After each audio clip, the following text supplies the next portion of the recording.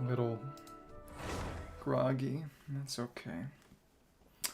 But should be decent. Okay. Makes me worry a little about the audio and stuff. That's okay. We'll see. So in that case, let me check a couple of things. Yeah. Okay. So the main thing is...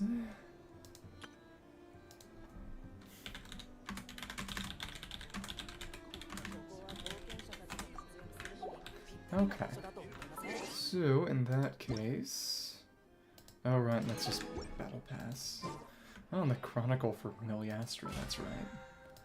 Did get that. First order of business is gonna be... We do have... There was that quest there.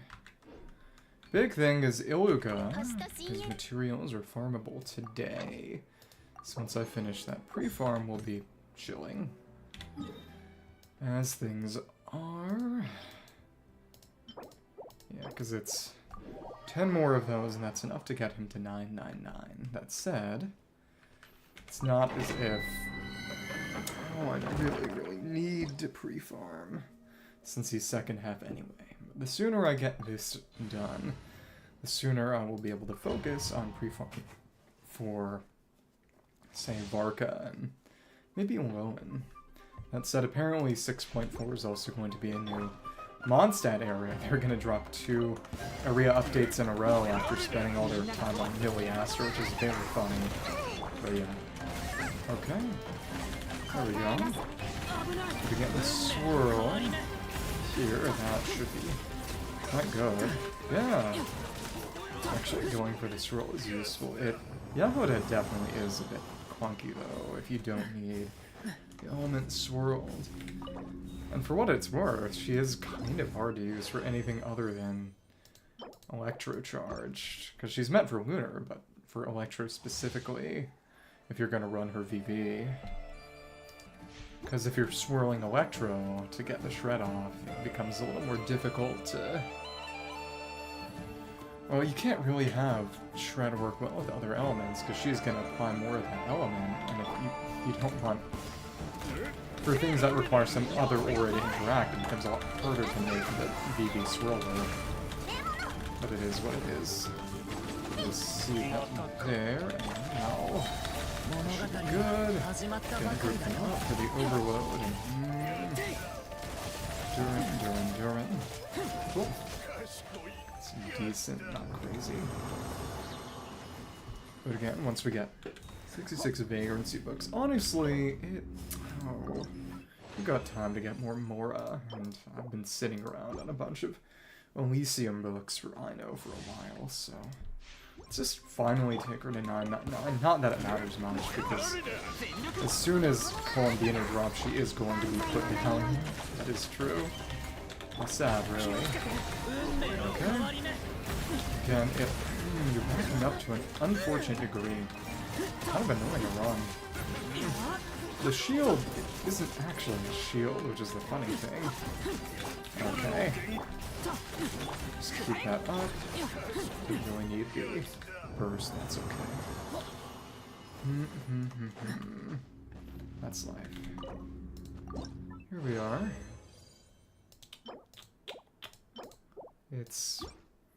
I think I'll still probably need to do a little bit of farming for these tomorrow, but that's okay. Then we spin it and put that down. We circle around. Oh, it's very annoying how that one gets so far away. And it's manipulating its behavior to prevent that is rather troublesome. Okay. Come on. Now, let's go for another swirl to make the BB up. You know, I could just run a bit more. Well, her cooldown is not the most workable. That is also true.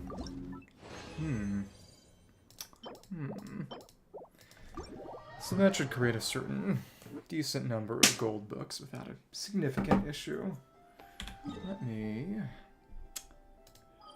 just just condense them over here. That said, again, I'll get a decent amount from exploration over the next couple of patches.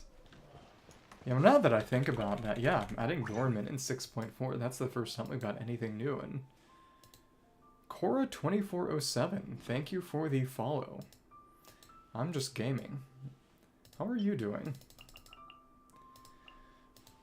Doing alright. I'm just pre-farming for Iluga, even though he's second half of the next patch. And I should be able to make enough. We got any bonus? Yeah, now, well, actually, we're one away.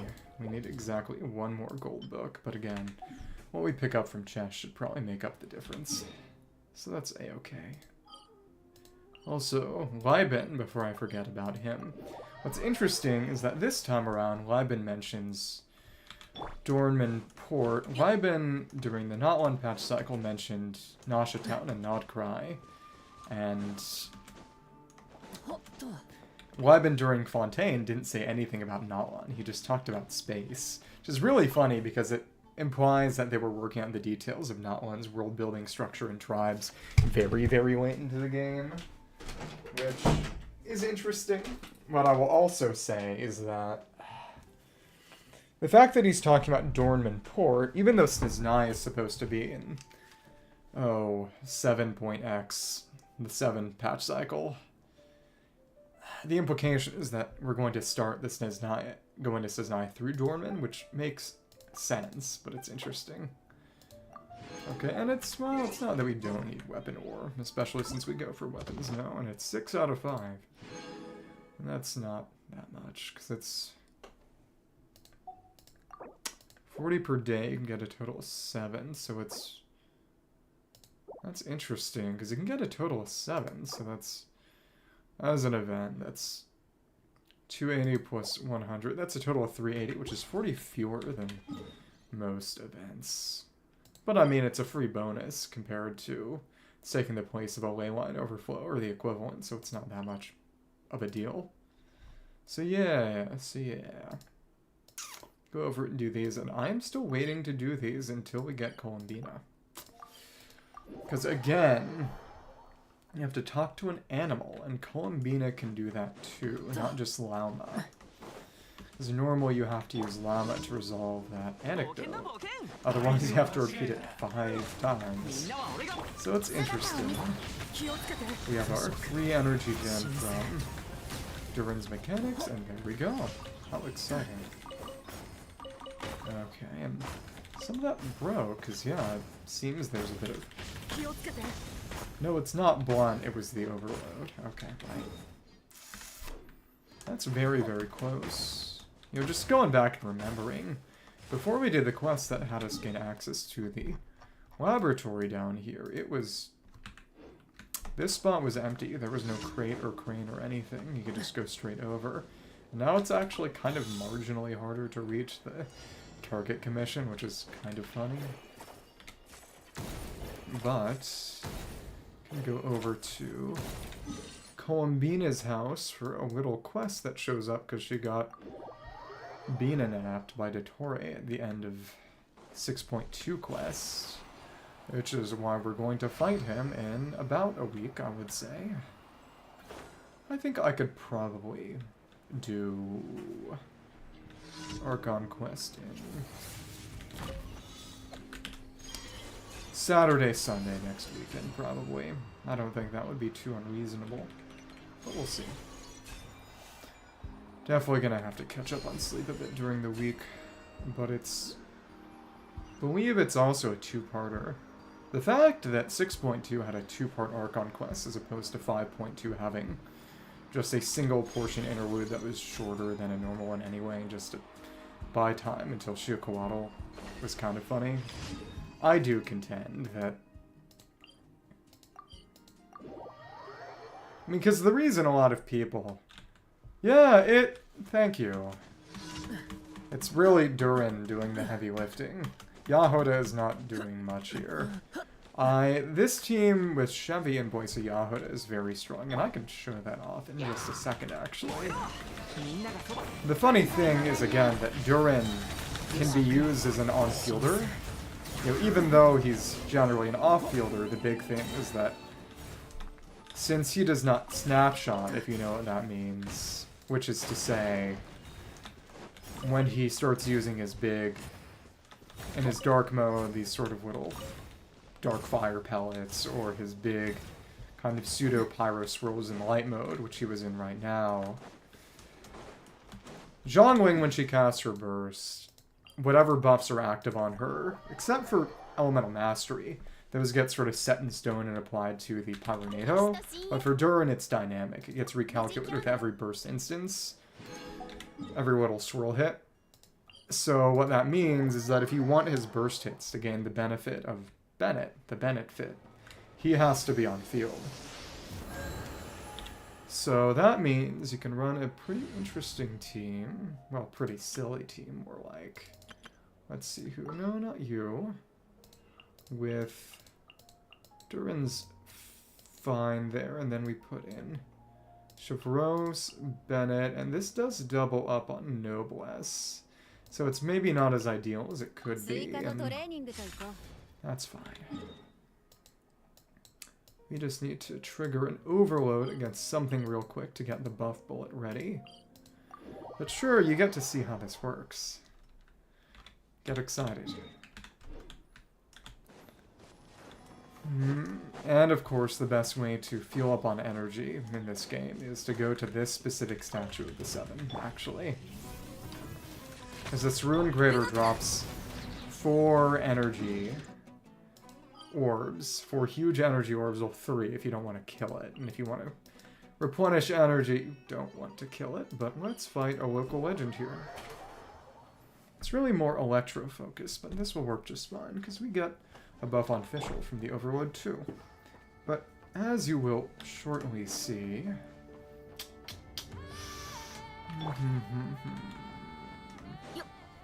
Durin stays on field.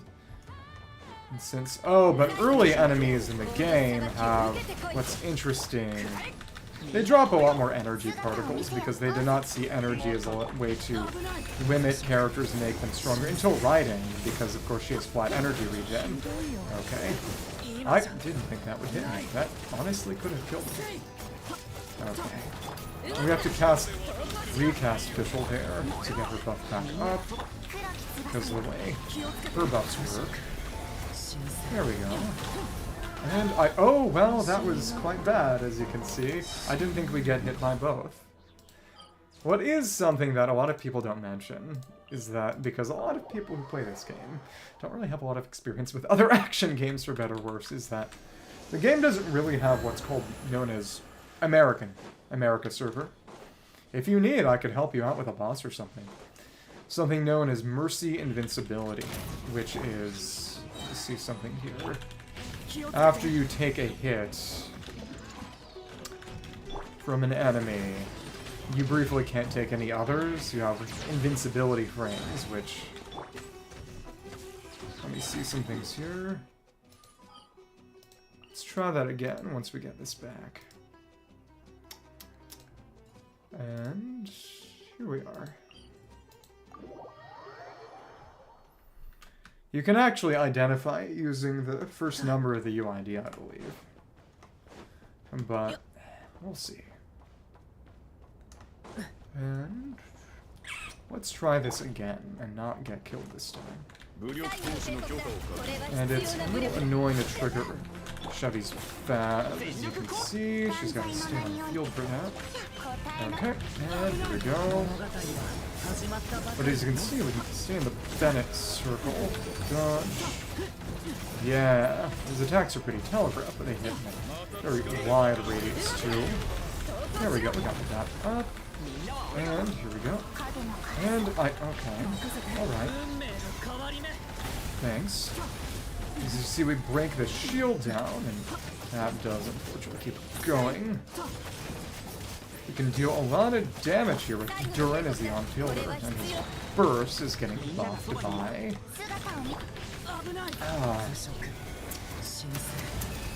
the Bennett circle, which is very strong. As you can see, since we're triggering so many overloads, we also have the nice side benefit of staggering him to a very nice degree. He can't really fight back, which is very fun too. A lot of stagger from the overload, a lot of stagger from Chevy's attacks too. So it's a very tight rotation, but basically as soon as you see Durin's skill come back on cooldown, that's when it started. Yeah. As you can see, they were not all that able to fight back either, which is quite good. I could have run that with a varsity team. I may do that tomorrow or something. I don't know. But yeah, it's always fun to show off teams against local legends, you know, with those optional super bosses. Super boss content is always very fun in games, and of course it's in lots of games, but when they first added them, I thought very specifically about, named enemies in the Xenoblade series. There we go. Cool. And as you can see, you get a lot of energy back just by beating that thing, and it goes back to full health when you go away. So as long as you don't mess up and kill it, you can just use it as an energy tank and a beat stick. Main thing is, since we want to do some exploration cleanup today, we are going to go to Paha Island. Let me see a few things. What team do we want to run for that? Not a big deal. We don't need this anymore because we're not running. Oh, the event where Varus and Shionen were there. And it's not that there were... all the fights in there used preset teams anyway, so it's not like that mattered. Oh, that's right. We wanted to... we will put it in Nefer, Aino, and... actually... Paha. Go for Nefa, Rama, Aino, and Fwins. That'll be just fine. Can use... Nefer and Yahuda would be for stuff just in Nasha Town. It's interesting that they added exploration for Nefer and then Yahuda, but they were all connected to just Nasha Town. So if you'd already done the exploration, they made it very clear, yeah, it's just in Nasha Town, don't wear yourself out by going too far afield. That was fun. Again, next patch. Apparently Shibai next patch is going to get a funky mechanic where she can ride carriages over in Liyue. Which is interesting because that's going to be exploration stuff added to Liyue pretty far down the line. But as things stand, we can put this compass on, and yep, it's right on the boat, which does not show up on the map, which is even more interesting. But now, not that it matters much, but we can... got lots of feathers. Oh, that's right, we should make some precision drive shafts. How many do I have lying around? It's not a huge deal, but we can take Aino the rest of the way to 999. Not that her damage will ever be good, but every little bit helps. But also, since next patch is introducing a Nod-Krai sub-DPS set for off-field lunar damage, that can go on Enefa. You know, there's finally not a discussion on in this team who holds the Silken Moon. Because Aino holds the Silken Moon because she doesn't care about damage, and Enefa finally has a sub-DPS set. Because before I had Aino on Noblesse and Enefa on Silken Moon, but now it's Enefa on the sub-DPS set and Aino on Silken Moon. So, we need to make more of the Land Cruiser components. Okay. Gonna be right here, and yeah, that's a good amount from Sucrose. I don't believe that we need them for much of anything in... well, we'll see next patch. Because Shibai uses... what does Shibai even use? So now I tracked this. Next patch, I farmed the books, well, most of them. Shibai uses warrants, Iluga uses bearings, which isn't going to be huge. Bina uses slimes, which is pretty crazy. And no more of these. That said, I should probably be pre-farming for, at the minimum, well, actually, I think I'd like all the weapons. Inafa and Inafa's weapon too. That's also one I would very much like to pick up while I have the opportunity. Because they're just rerunning Raskolnikov, the Lunar Charge Week local legend, the one I fought before, because you're supposed to fight him with Fwins in Stygian next patch. And I already fought him with a Fwins team, and I'll probably just run the same Fwins team.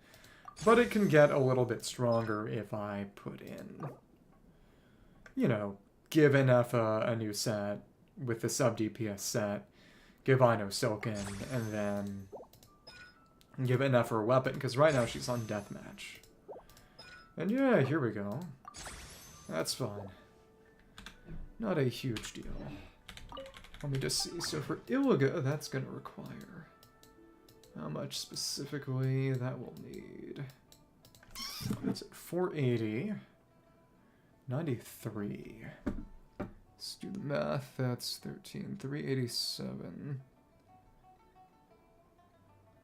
129. That's how many we can make. Well, it would be easier to just divide the 93 by 3. That's a good amount. 144. And Illiga needs 96. So 48. We can make 16 of these. Yeah, that's nowhere near close enough. That will... I guess I'll have to probably farm some land cruisers, but it's a good time I've got the whole patch to do it, and I'll probably get some by exploration too. So that's fine. And we have our marginally stronger Ino. Well, I've been playing this game for 5 years, and also I spent a lot of time farming a bunch of land cruisers. I also have my commission set here, so I get a few every day, depending on the commissions I get. That's the main thing. It's not a sprint. Especially since I do think they prorate your materials drops when you get too many at once. If you farm too much at the empty courtyard, go to the Silvermoon Hall. Talk to the Lost Phantom. No, that's a different one. The Silvermoon Hall is bathed in silence today. Because Bina got Bina napped. It's sad. But Bina can either use the new sub-DPS set, or she can use Silkenmoon. Depends on the team. Because if I was running her on a Flynn's team, she'd be replacing Ino, and probably holding Silkenmoon, so Inefa could hold the other one. Because Inefa is a bit more damaged-focused. Inefa is a sub-DPS with some buffing capabilities, while Columbina's a bit more half and half, and especially at higher cons, a bit more on the support side. But on a Lauma Nefer Nahida team, Lauma does not have sub-DPS capabilities, and Nahida does not either. You decide which one of them holds Silkenmoon, which one holds Deepwood, probably depending on the fight. Because Lauma can reapply it a bit more easily. Well, actually, neither of them have that hard a time. So it's not as if Nefer is a character who needs to stay on field for the whole DPS window. You can switch her out if you need. But, with... Columbina is the only sub-DPS on that team, so she would hold the sub-DPS set. But I will probably... Because among other things...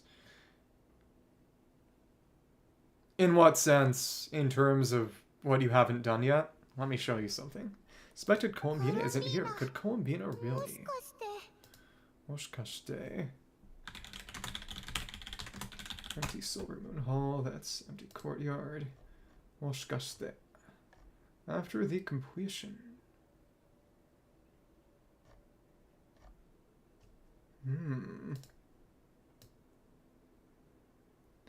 But if you switch Sucrose in to keep Vivi Shred up.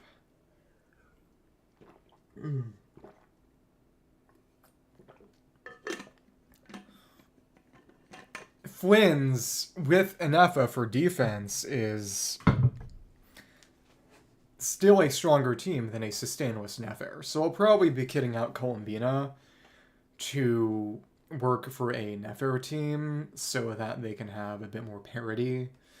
I don't like having one team be all that much stronger than the other, especially since Stygian requires you to more or less equally cut out 3.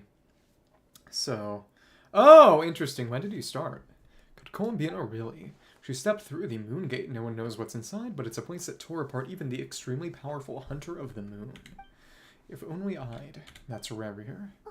Columbina! No, that's not her. Don't be stupid, Baimon. And it's just a moon spirit, because that's what Kuhenki means in Finnish. Moon spirit. ... Question mark. Oh, wow. Question mark. Oh, it's you. Tilda! Now that's really crazy. Are you also waiting for Columbina to come back? Oh, it's Lunatar. Which is... So Lunatar, which is basically the head of the spirits. ... Lunatar does show up in some of Columbina's idols we've seen, but not actually part of the kit itself, which is kind of sad. Hey, come on, don't be so sad. Keep your chin up. They don't really have chins. They're very rounded. Though in the sound, that'd be like... Stop saying like, be more articulate. Paimon doesn't want to think about it. ... But again, given that Revere is the Hunter of the Moon, that's fair. Do you have another account, or is it just focusing on other games? But one way or another, Revere's title in Japanese and Chinese is Hunter of the Moon. Rasher of Solari is kind of weird. It doesn't really mean anything. But in Japanese and Chinese, he's known as the Hunter of the Moon. And so, as things stand, since Dotori has become a false moon god, it would be funny if... Interesting. On different servers, or... Revere comes back to beat up Dotori? Not that we've seen anything about that yet, but it's not like they tell us. I can't allow myself to wallow in guilt. Columbina didn't sacrifice herself for us to end up like this, not to mention... I haven't given up yet. More voice travel. Columbina, all of her friends, none of them would ever give up like this. Give us a little more time. I can't promise anything, but I'll do everything I can. Wow. Okay. ... Tilda. Are they cheering for us? Thank you. Do you need us to help you with something? Oh, Europe. There are Europeans who show up here. Yeah, exactly. I summoned the Bala from Italia. ... Tilda. This moon spirit, Paimon thinks she looks a little flustered. Why don't you play something? If they hear a familiar melody, maybe they'll calm down a little bit. A familiar melody. One of the pillars of the fan community is in Italian. For better or worse. What kind of European are you? If that isn't too sensitive. Yeah, what flavor? Okay. Gonna get our harp out. Try the one Columbina always sings. The Lunar Lullaby. Oh, we don't get to actually play it. Lame.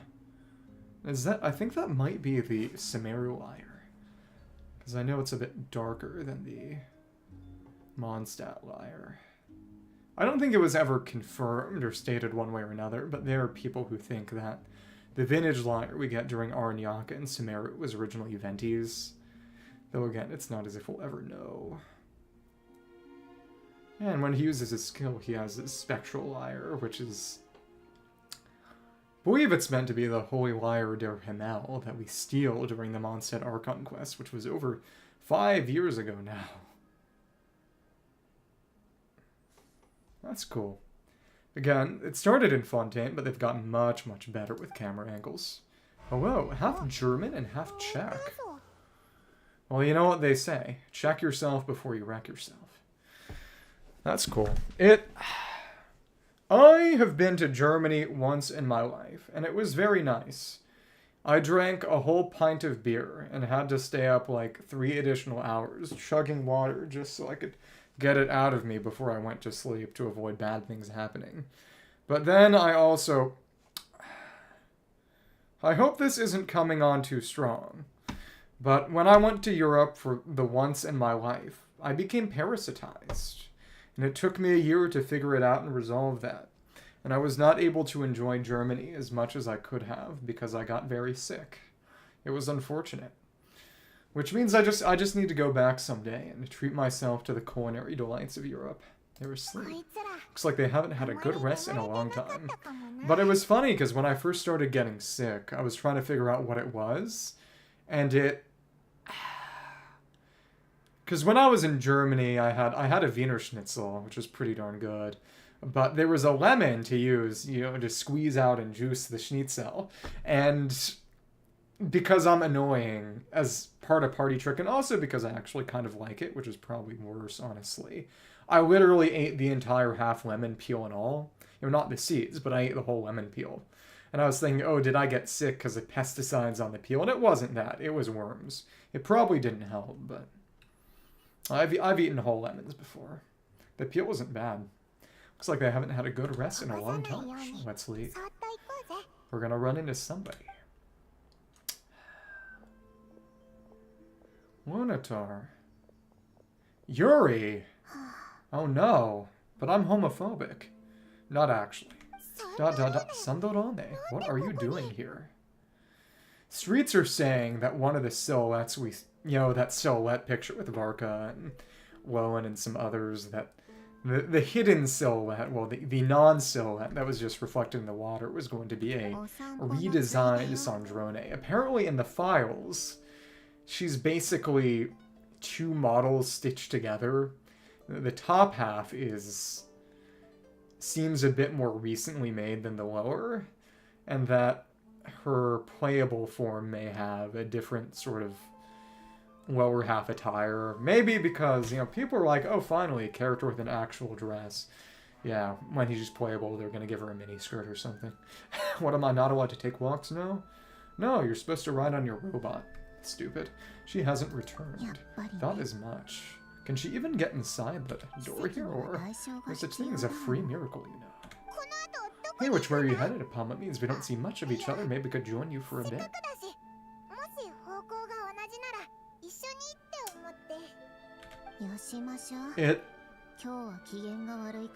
She has a very unique voice in the Japanese, which I like.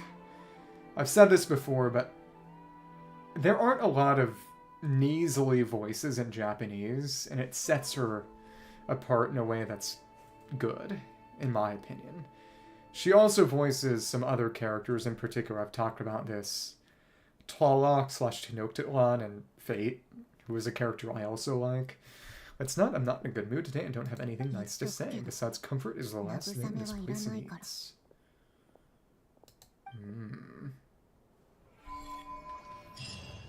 She's gone, and there aren't rewards for that quest, especially since I imagine it's completely missable, given that it's contingent on Columbina being gone. So if you bring Columbina back by presumably somehow ended up back here, parts 7 and 8 from next patch on, you aren't going to be able to get this Columbina. I think it's interesting because most of the Traveler's voiced portions have been in conjunction with Columbina stuff. So I wonder to what extent, because, it's very much... She is, to an extent, a certain kind of character.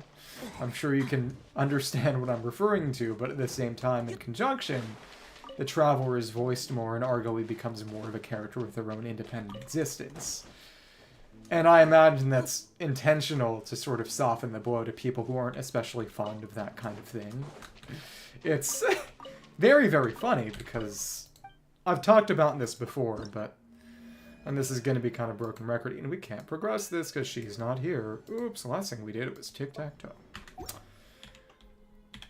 It is very, very funny that the only way to actually get the Moon Glider before the end of before 6.2 would have been to deliberately not complete the Archon quest this patch. Well, Archon quest last patch, because as soon as this one is active, Columbina can't have her commissions progressed anymore. So you would have had to not do the whole Reru fight last patch and deliberately leave it there and therefore miss out on the limited time rewards, not just that patch, but well, you could get them all done and then do this patch's Arc Conquest right in the end, but you would have had to miss out on some limited time rewards if you wanted to get that glider, which is very, very funny, especially since that's not something people really could have seen coming. But, oh goodness. So now that that is done, we can go to... Let's clear out Paha today. At least one of these little islands is actually connected to a little quest that Flynn... right now, only Flynn's can start. So I'm actually waiting for Ilga to do it to see if Ilga can trigger it and how it may be different. Because the dialogue when you do Intelligence Collection with Nefer versus Yahuda is a little bit different. And they do... I haven't tested it yet, but I don't know if they can be... It can be repeated, or you just have to choose one or the other. But I think I'll probably run it with Yahuda, because I think running it with Yahuda might actually be a little bit less common. But that is, strangely enough, not actually a usable elevator. It doesn't show up under Elemental Sight, it's actually just a dud. Wow. Wow. So let's go ahead and do it like so. What is Llama here for? Not much. That's okay. That said, I will be able to benefit from the... I would really, really like Ino C4 to come around somehow. We don't know what the 4 stars on the Bina and Effa banner will be. That said, I am. If all things go right, I will go for... Oh my goodness.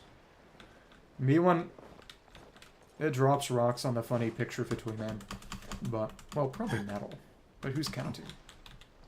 Oh. Again, going for Enefa's weapon with the next banner so that I'm able to... And guess who can just walk right under it? Not Flynn's. Not Enefa can. It's very interesting seeing how actually dynamic the hitbox is, because you can see she actually does bump her head for a second before her walk cycle. Has her dip down a little and therefore be able to go under. It's... Some years ago, when Kokomi first came out, some people showed off because when she does, well, I mean, I have Kokomi now. She's kind of useless now, for better or worse. But I do have Kokomi. So when Kokomi does... This. That spin... It is possible, though very difficult to time. Certain enemy projectiles can pass through the sort of hole in the middle, because she's going in a sort of circle. An arrow can go sort of in between, inside the circle she makes, and not hit her. And who are those characters? Yeah, there are 3 characters I want at the moment. They are Ito, Klee, and Ayato. Can you guess why I want them? It's because they're the only 3 characters I don't have. And also because Klee got buffed crazy. You did not tell me that you built Crit Kokomi, and I'm kind of wishing I hadn't heard that. How did that work out for you? I don't imagine it worked out particularly well. But it is very, very funny that instead of making her literally unable to crit, or giving her a literally unsurpassable amount, like negative 999, they just made it negative 100. Which, you know, it's just, they were taunting us. It's, you know, I dare you. We dare you to build Crit-Kami. Yeah, exactly. Which, I think that tells you, you know, full investment is still just that much. The world was not wanting you to do that. They were resisting. Oh, nice. I will say this, you know, is this cope? It's cope. But I think Dahlia buffs may be on the horizon sometime. Because, I mean, we got the Hex and Circle buffs, factional buffs, and the Church of Avonius and the Knights of Avonius don't have one. And I think, given the characters who are left over, they'd probably be one faction rather than multiple, but... Yeah, oh my goodness. Yeah, that's right, because she still has the 5% base, so her base is actually negative 95, not negative 100, but... Just look at how incomplete his base kit feels. He seems like a character whose kit is literally incomplete. Like, there's a bunch missing. I get the impression he was created with the intention of giving him a Favonius faction buff eventually. And he gets really strong, well, he gets usable with Barbara or Rosario or something. The real question is whether, and that's right, I do need to clear this out. I regret to inform you that you're not missing much. You know, it's like that image edit that's just, you know, Dahlia over the guy's face and it says, I bring nothing to the table. It's like, if you like evil scheming eunuchs, you know, that's worth it, I suppose. But yeah, it's Frozen specifically. His existence is a space filler on Skirk teams. Which is just really, really sad. And also the fact that he didn't show up in the Durin story quest, that was like a prime opportunity. Most of the boys were there. And he was so new. In fact, they had been hinting at him for years, and then they drop him with the impact of a pie from a stepladder, and the crowd goes mild. It's so sad. But I do think that he will probably get some kind of Contus Chorales, choral song. This is more like a flower. This does not look like a song to me. That said, I'm not synesthetic, so I wouldn't really know what a song looks like. The real thing about Fav buffs is what are they going to do for Amber? That's what we really want to know. But I definitely should have trashed some more artifacts before Matters today. You know what? How many do we... What can I trash? Not that much. Okay. Well, we got our treasure chest here. I mean, that is the least spoken issue with building as many characters as humanly possible. You very, very quickly run out of artifact space because it's just too difficult to actually not pick stuff up. It's way too difficult to actually let things go. It's sad. Okay. And, yeah, that killed you. The AoE on Flynn's is hard to use sometimes. Okay. Let's see. But I am quite excited for Varka. One thing that excites me about Varka is that... Well, I said the least known downside. I think most people know that you're constantly running out of Mora if you're trying to build a bunch of characters. But, essentially... Again, and this is... I like to use this phrase. Streets are saying that Varka is going to be a DPS who deals about half Animo and then half of one swirlable element, though we don't know how he decides which other element to use. And right now, he's going to be best used with Venti, because Venti buffs with Hexerai up, which Varka will apparently be as of right now. Because I've been farming some recently. I had almost 10 million until I leveled Aino's skills to 999 today from 777. So Columbina will eat up a good bit of that, and Inefa's weapon will eat up a good bit of that, and then I guess I'll be farming more Mora. So there we go. But, as I was saying... Let's run this. And we don't really need multiple there. Yeah, there we go.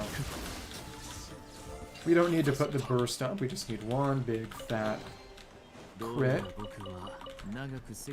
Imagine how much more damage we'd be dealing if I had an FS Funny Buzzsaw. That's okay. Pedunculate Oakwood, Moonward Back Chair. What does pedunculate mean?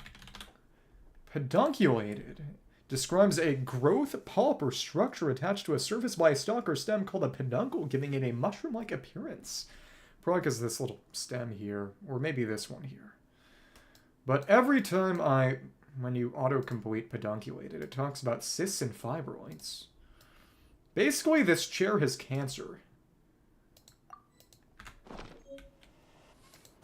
Makes me feel kind of bad. But, then there's that boat over there. Struggling with your weapons how? As in, struggling to decide which weapon to give to whom, or what specifically is the struggle? Let's get over there. We can do stuff on the boats today, and that's also fine. Jump, jump, and swim. Oh, yeah, that is honestly the main reason why I started rolling for signatures. So that I wouldn't have to worry as much about allocating weapons between characters. Because, among other things, Nefa right now, she uses Deathmatch, but so does Zhao, and so does Emily. But now, once I hopefully get Nefa's signature in a week or so, she won't have to share anymore. Oh, engulfing on Escafé and Yansan. Okay, that's funny. What is... Oh no, I can't climb this. Well, that's something. If I wanted to get there, I guess I could. Glide down. Is this going to be Furina and Nod-Krai? It might be. I don't know how I feel about that either. Money. Money, money, money. To quote ABBA. Okay. Yeah, that's actually one of the ABBA songs I haven't listened. I don't get a lot of opportunities to multitask while listening to music and stuff. Because when I was still someone who, was in school, I could and would just listen to music while studying or writing essays, though it was mostly video game OSTs, which is maybe not a good thing, but... Oh, in particular, the soundtrack for the game Hyper Light Drifter is very, very good essay and study music, to whom that might concern. I'm not sure if that's any of us at this point, but to whom it might concern, it's very good study music. Also, I don't have to worry about lightning here, because after you do the quest over this way, you get an item that just protects you from special Nod-Krai lightning. Only Nod-Krai lightning, but yeah, very much Zelda Breath of the Wild. Thunderhelm. We can get up there too, but there's nothing on that Sky Island. I don't even think there are any enemies there either. Probably glide there. Maybe. Lots and lots of boats. And moment of truth, is there going to be anything at all here? I don't think. Yeah, but buffing doesn't have any... Okay, and it was just nothing. Wow. Awesome. And there's nothing nearby either. It's like they just kicked me in the groin. Unfortunate. Okay. So... It's also... this. When I do explore, I do like to go from outside in. I like to go from the most distant area to the closest up. Why? What weapon did you give Bennett? And what's so heretical about what you did then? This is either going to be a total nothing burger or it's going to be genuinely offensive. Did you give him Harbinger of Dawn or something? In terms of things that would actually boggle the mind and offend a reasonable person's sensibilities, that's the only one I can think of. Though, to be fair, it's not as if you can't make on-field Bennett work. And in fact, that's how he was kind of originally intended. To use his own buff, stay in his circle, and spam his skill. It's just not the most efficient way to do it, because you can build other characters for other things and have Bennett focus on giving his buff. A strong team has its characters specialized, especially since you can only run one on-fielder at once, generally. But the main thing is that given the fact that, and they don't really, do they talk about it in his? Why would someone get angry about Miss Splitter Bennett? That's one of his best options because It is literally his best option if you don't have anyone better to use it. Because it is the highest base attack weapon. Why would they get angry about that? I was gonna say, if it was something with a low base attack, I would understand. But if you don't have someone who would be better off using the Mist Splitter, and it's just like, okay, Ayaka and Kutching in 2026, why would you do that? The best user of Mist Splitter is Bennett. I don't know why they would get angry about that. Are they angry that you didn't roll Ayaka or Kutching to use Mist Splitter on? That's... What would they get angry about? But, oh, as I was saying before, Varka's design is probably going to be Animo, Pyro, sort of split damage for now. Venti's Hex buff gives him a bonus to damage of a character who procs Swirl while they're on field, which, for now, means his damage is a DPS, which I had some fun with. But, oh... Maybe they're just envious that you had a Mist Splitter to use. And maybe they would have used it on an Ayaka or Kutching. But it's honestly... In 2026, if you have a Mist Splitter and you have to decide to give it to Ayaka, Kutching, or Bennett, and you can't swap it between them, you are probably best off giving it to Bennett. So, it is interesting how some terrain is both climbable and walkable. Okay, but... You know, maybe we could use Chasca or something. It's probably a better idea. It's climbable and walkable and slidable. Wow. Yeah, if we're just gonna go and explore these things, it's interesting to try to actually climb normally, but there's a reason I don't do it much anymore. Oh! The reason why my Anefa has 121 crit rate is because I built her artifacts with the impression of picking up her signature one day, and since that has crit damage sub instead of crit rate, I said, you know, she's not amazing right now, but once she gets her weapon, she'll be awesome. And then, what happened and made me eat crow is that they introduced a Nod-Krai DPS set anymore, so starting from next patch, she's not even going to be using Silken Moons, and I'm going to have to... Well, that's fine. Okay. I guess we're gonna... Okay. We're gonna put in Chasca, and we're gonna Cliff Horse this. So it was a very harebrained scheme. What Chaskita? Well, actually, let's put both of you in. Okay. This is going to anger certain people on purpose, but it... Skara's VA also... And I wonder how much of it was deliberate to choose him specifically because... Oh. Takasugi Shinsaku in FGO, who was introduced as sort of the White Day event character, you know, basically like the one crumb thrown to the female player base once a year. And I wonder how much of the voice actor choice was, oh yeah, this was Skara's voice actor. My best build is probably...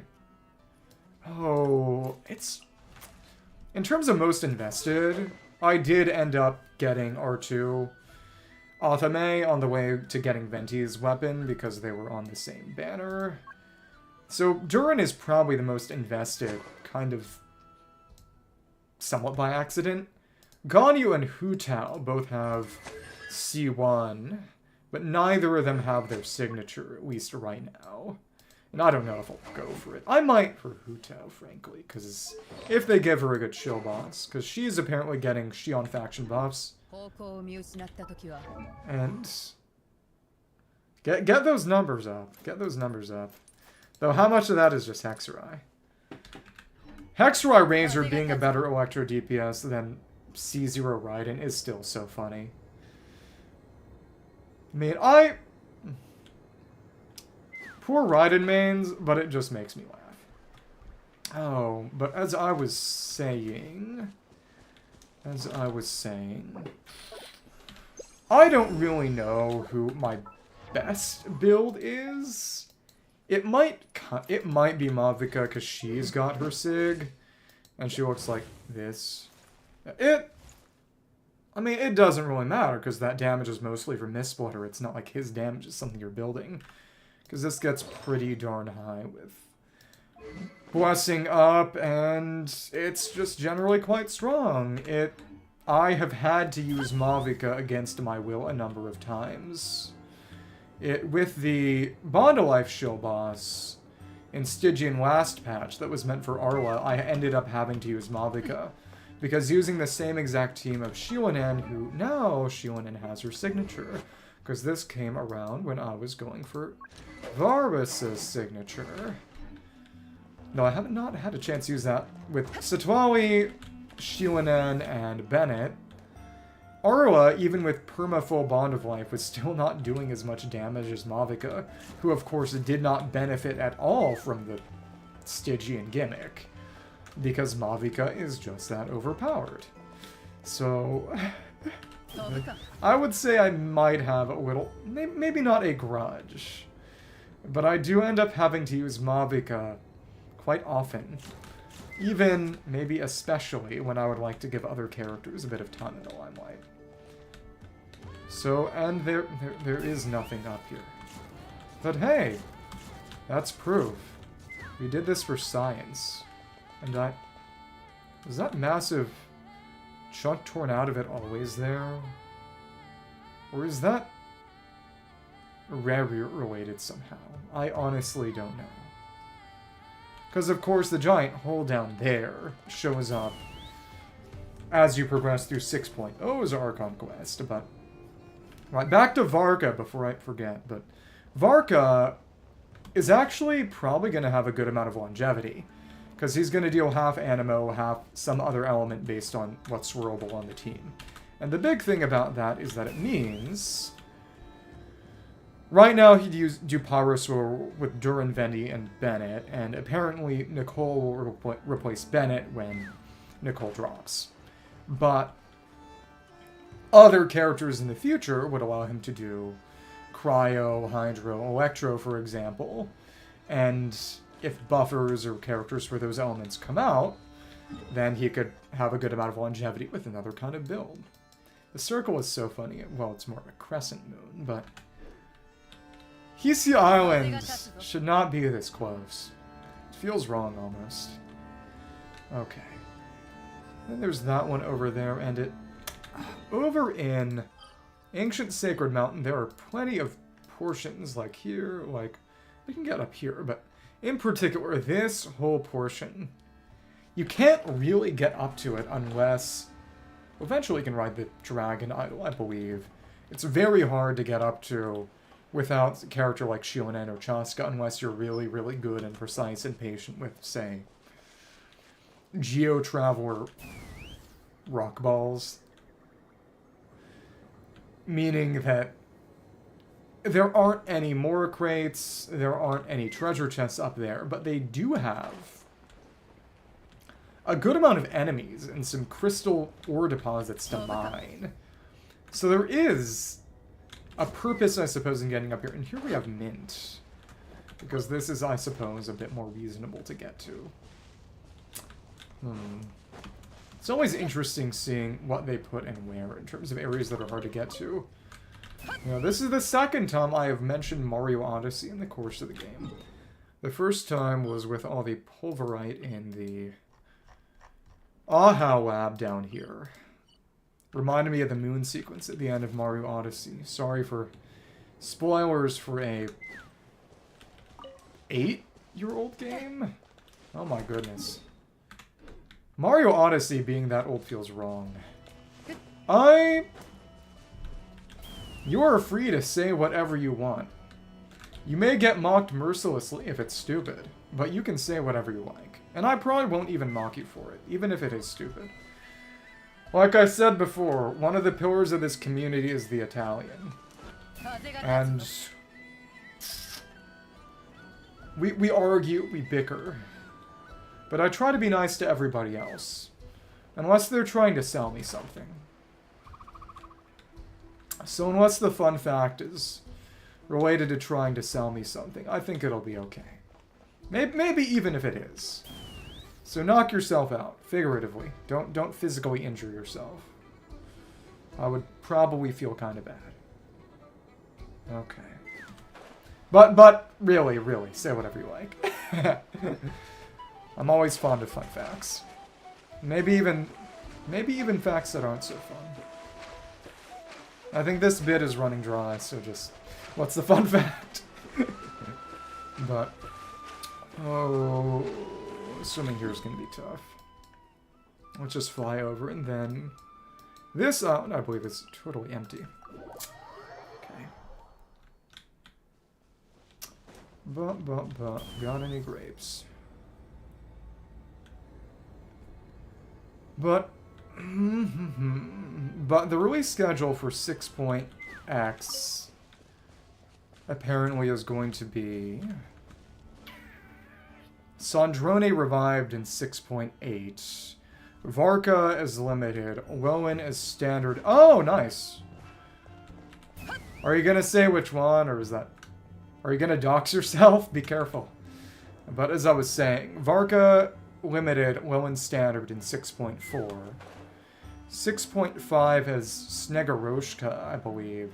Nicole in 6.6. That might be swapped around, actually. And then 6.7... 6.8 is Sandrone, and then maybe some as a surprise for 6.7.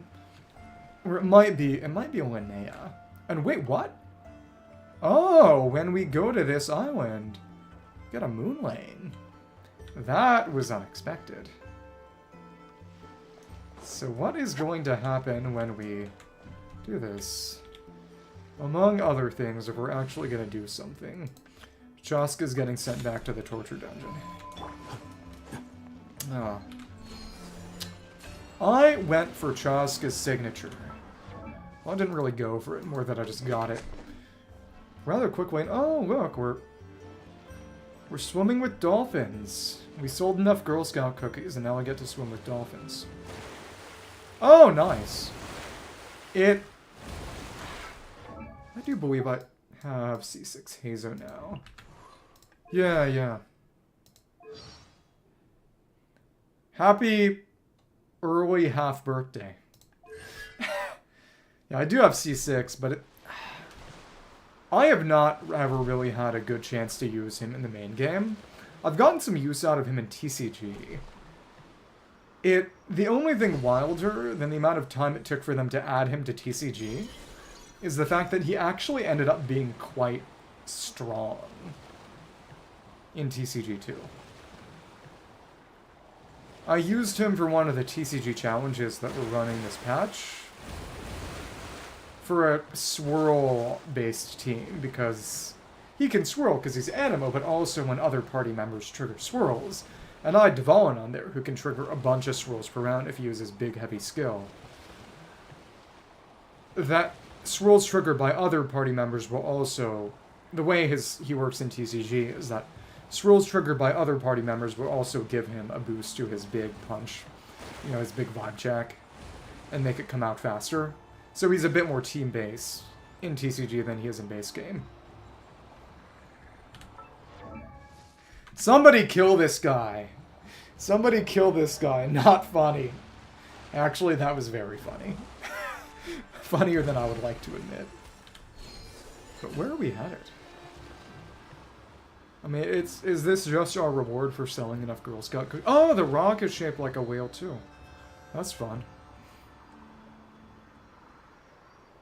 It's shaped like Brendan Fraser's character in the movie The Whale. Okay, so, yeah, we just get a treasure chest for that. Ah, that was fun. And, okay. Maybe I take a quick 5-minute break to just throw some artifacts in the trash or something, but they really, really need to just give us more capacity. Ah. Apparently, and again, you know, we can't really know this far out. Yeah, I don't share a Berta with any character, I believe.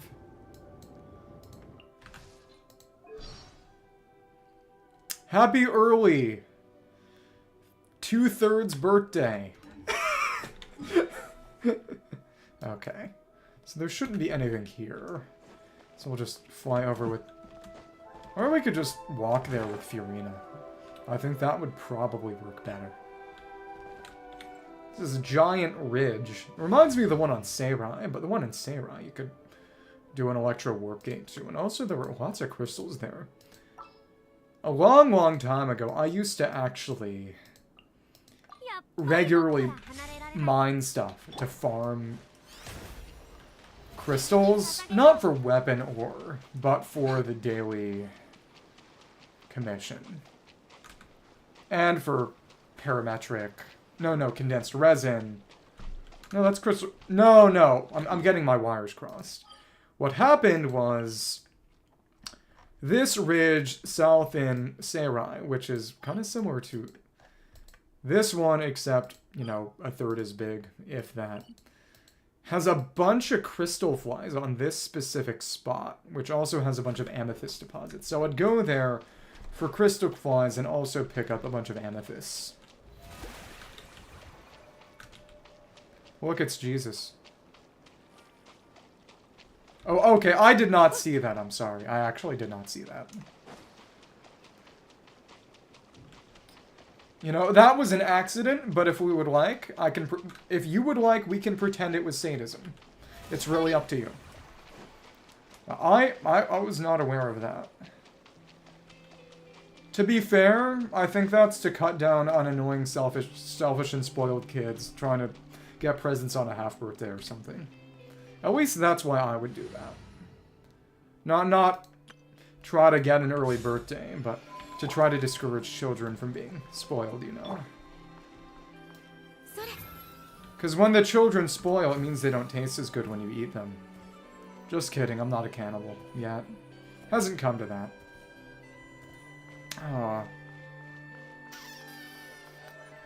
I spent most of 2025 basically being a vegetarian because out of partially ethical concerns. And then the busy season of my job came with Christmas, and I decided I hated people and I hated good. And that I would, you know, I would eat meat again just to be evil. I wonder how many people do it like that. I think probably just me. I think most people are normal and not crazy. Or at least a different kind of crazy. But I will say that a lot of meat, I just kind of stopped liking meat. That's the real reason. And frankly, it's just most food in America. Everything over the past decade has gotten eaten up, figuratively and literally, by private equity, and suffered a massive decline in quality as a result. I saw recently a short little video of someone opening up a Jersey Mike's sandwich. And I hadn't been there in 4 years. And of course I'm not going back now, because now it's totally gone down the pipe. And they opened it, and they found that it was pretty much all bread. And that they had started to fold the top piece of bread, well, sort of the outer edge of the bread, into the sandwich itself to basically puff it up with less meat. And about 4 years ago, I went to a Jersey Mike's with some buddies in town and enjoyed it. You know, it's about as close as you're going to get to an actual Jersey sandwich without being in Jersey. And it was good. The meat was good. They were a little on the oily side, but not to the point it was intolerably greasy. It was just, you know, the seasoning. And I was just like, darn, you know, I'd like to go back here. Eventually. And now it's just... You know, it's been 5 years, and, well, to be fair, it was only 2025, where I was like, let's be a vegetarian. It would be fun. But, you know, I could go back, I just won't, because it sucks now. Where I will go... Apparently, I think I've mentioned this before, but Red Lobster did not get bought out by private equity, but they got a new CEO who did, you know, shook up the business, but to make it actually good and sustainable. And in particular, basically turning it from, you know, hoity-toity seafood to Cajun seafood.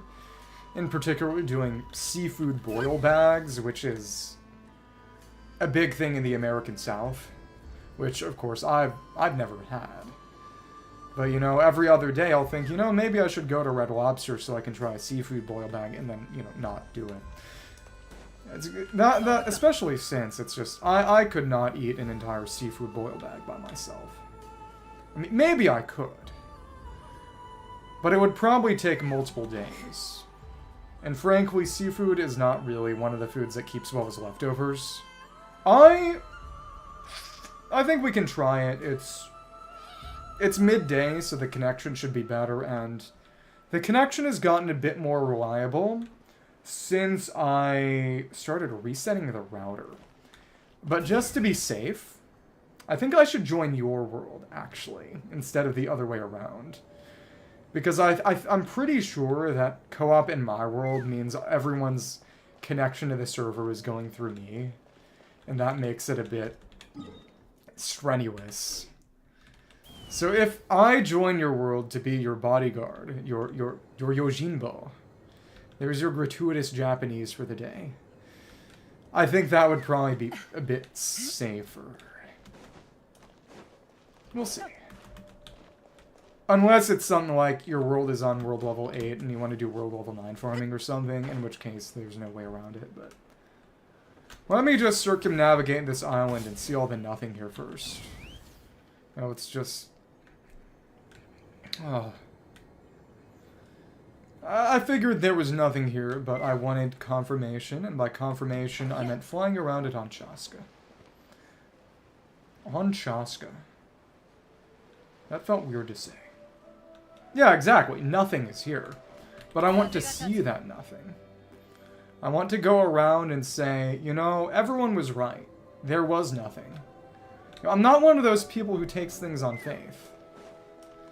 You know, maybe my senses are deceiving me, and there actually is something here in the game, and I'm not seeing it.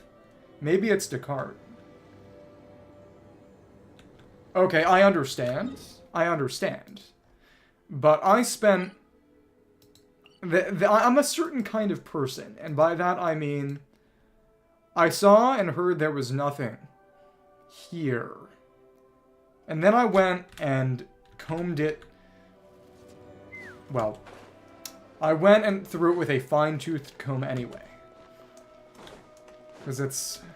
I believe it's Oklahoma, known as the Show Me State. I don't think I've ever actually... I think Oklahoma is one of the few states I've never been to. No, that is quite crazy. It's... There's not even a mint, not even a flower. But it makes sense, because... I don't think you even can get here without Furina. You know, you would... Or at least without multiple stamina restoration foods. And I'm... The stamina restoration foods are... I'd have to check to make sure. But I'm pretty sure that they all... You know, 5 pickled treasures. Guy who forgot about Kaya. That's me. They're executing me tomorrow for my crimes of forgetting Kaya. But, yeah, without Furina or Kaya, I don't think you can get here unless you just have stamina restoration foods. And 2 out of 3 of those were from Moon Chase 4 years ago. The Oncidium tofu and the... whatever that soup was. 5 pickled treasures is... That was from some event, but... Well, I also forgot about Ayaka, which I think is more forgivable. Mm-hmm.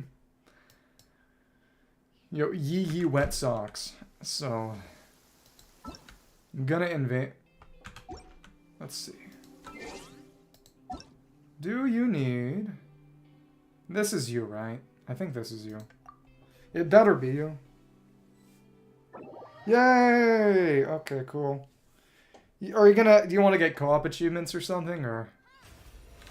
What's our intention here? Also, if you're running Yelan... I hope Favonius buffs come with Kaya buffs so that I can use him again. I tried a few times running him with Chongas, but it's just not efficient. Oh, okay. So where specifically are you? This is offensive to my sensibilities, but maybe not all that surprising in context. Okay, that's worse. Mondstadt and Leeway are not done. This is... Oh, okay. Is there something you want help killing, or... I'll be here for a few, but I was under the impression I was brought here to eliminate something in particular. I guess this could maybe work. Well, my Chasca's not C1. What would work on this team? With a... You know what? That's okay. We will run... Let's test drive the new Shionen. Well, what I mean is that I came here today, and you'll forgive my selfishness, but I was trying to clear my own exploration. But if you have something that is getting in the way of your exploration, there's something you want to kill to get out of the way. I can play Point Man and keep you buffed with my Kaza and Shionen. My newly equipped Shionen. Okay, let's go to Enkanomiya. What in Enkanomiya do you need to kill? This is my commit. Oh, okay. Well, oh my goodness. Well, you've done Coral Defenders. Oh, there's not really anything you need to kill here. Let me... Basically, my question to you is there a local legend achievement or objective you don't have? So I can come in as the cavalry and blow them up for you, and then go back to making my Nod-Krai exploration match this. Because I'm kind of sleepy too, unfortunately. I think I'm probably gonna knock out Paha today and probably just go back to sleep. Oh, okay. Let's do that. Because I know exactly what I'd like to run. Do you have a... I've got Durin and... I want you to run Fischl and either Chevy or Bennett if you've got them. Because I have... Well, unless you'd like to DPS. But right now, I have... Or maybe you could run Malvika. You could DPS with her. I've got a Varus at Chilling, and I think Durin and Varus's best team is... Well, the big thing is that we want to run something with Overload. Overload team's a good way to get Blunt in and Pyro in to crack the shell and then overburn it. Oh, Relay during... Okay. Well, in that case...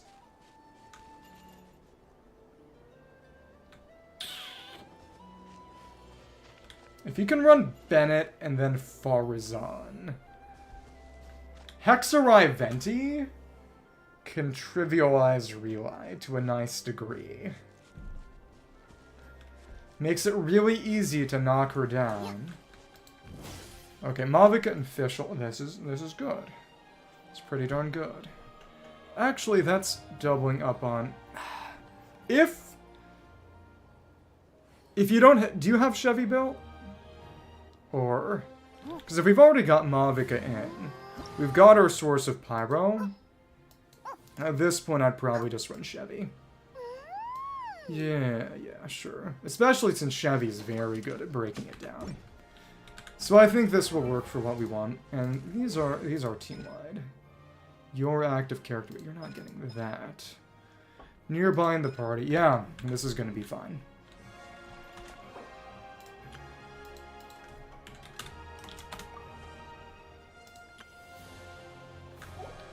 Okay, let's make this happen.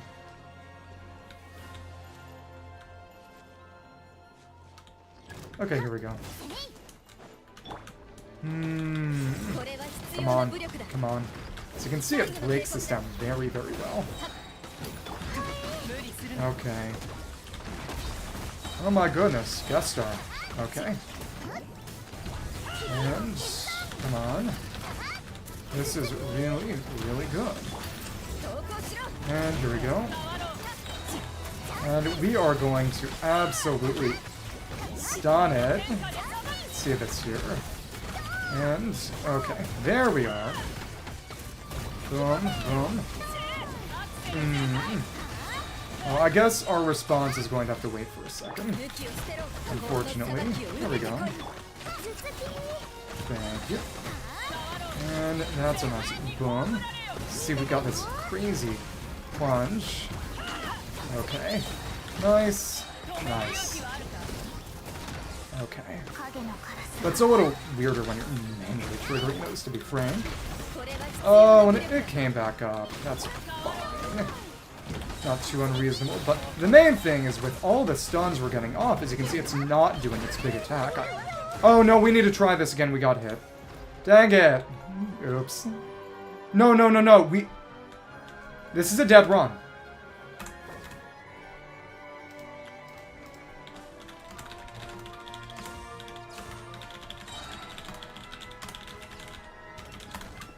Okay. We were so close. We're gonna need to retry that, because... Oh, unfortunate. Unfortunate. Maybe in that case.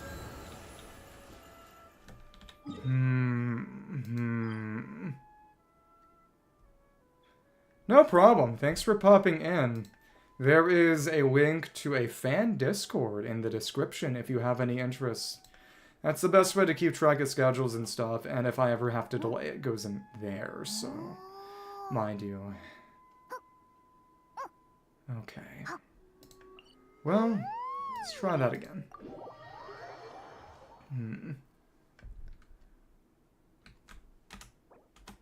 Okay. You may be getting a friend request or something. Be careful. Alright. That hit successfully. And oh, right, we can go for another. Nice. Oh my goodness. Non-connection is awful. I did not get hit by that. I dodged that. Oh, did Fischl get hit? Yeah, we're gonna have to try that again. All we gotta do is let it come back. Oh, okay. Okay, then...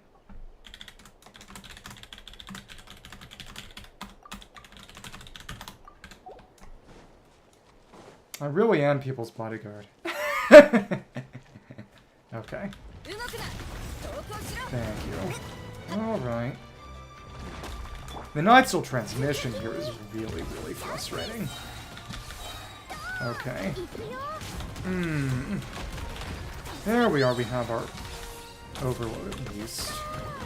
But we need a way to ensure we out of the way of that. Yeah, if you don't get hit by that, that's the big thing. Oh my goodness, that is... I did not think the range on that was going to be what it was. Okay. Well, let's pretend that never happened. This one is tough in co-op. As I'm sure you can see. Okay, this one should be for all the marbles. Okay. I hope. Bopika. The Durin Fischl build is... I'll be honest. If you have Chevy, I could run Durin. And you could run on-field Fischl. Because it would be kind of hard to do that.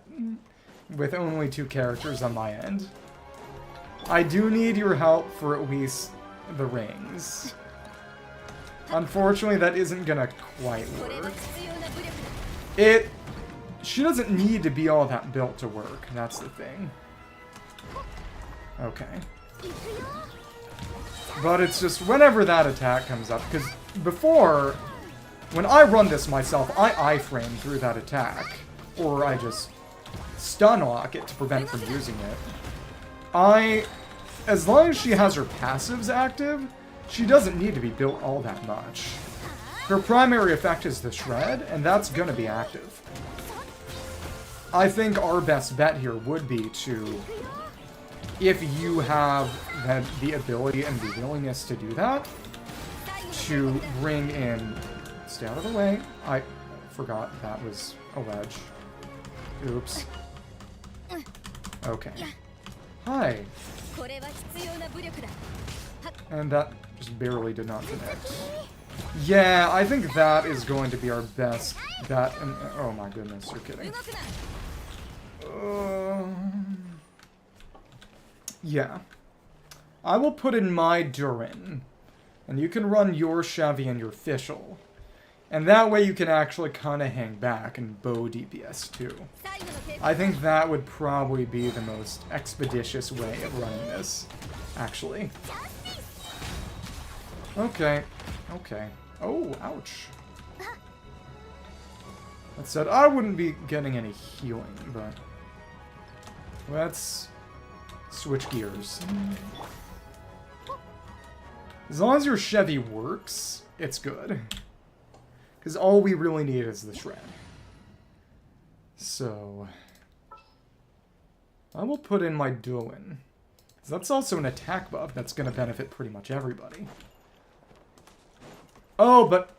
Does your Fischl have Hex buff? Did you do Fischl's Hex quest? It looks like it. That's good. Okay, cool. I'm getting the Hex effect right now, so it should be the case. Okay. Dodge. Thank you. This is great. Okay. Thanks. Yep, and all the overloads that we're triggering... Okay. Gotta stay out of the way of this. Run! Run! Oh my goodness, we just barely managed. That was nice. Okay, cool. You can see how much better this is working. Okay. Here we go. Big mode. Big mode. You can see how much better this is going. Okay. Cool. No. Thank you.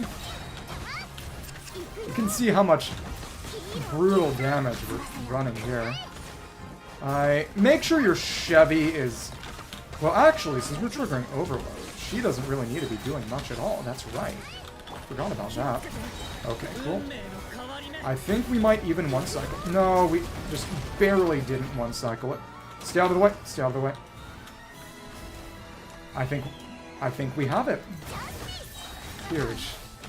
Yeah, it... Cool.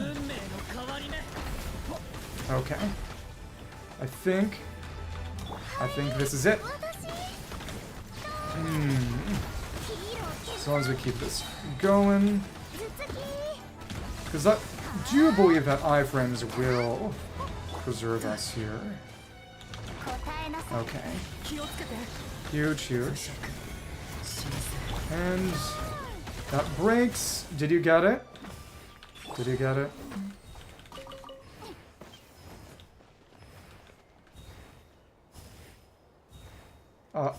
Huge! Huge! Okay, because I'm pretty sure it... I think it's actually based on you. So I don't think me getting hit actually causes any problems anyway. But yeah, you were able to hang back. The big thing is, of course, we were quite close to being able to one-cycle it. As in after the first break.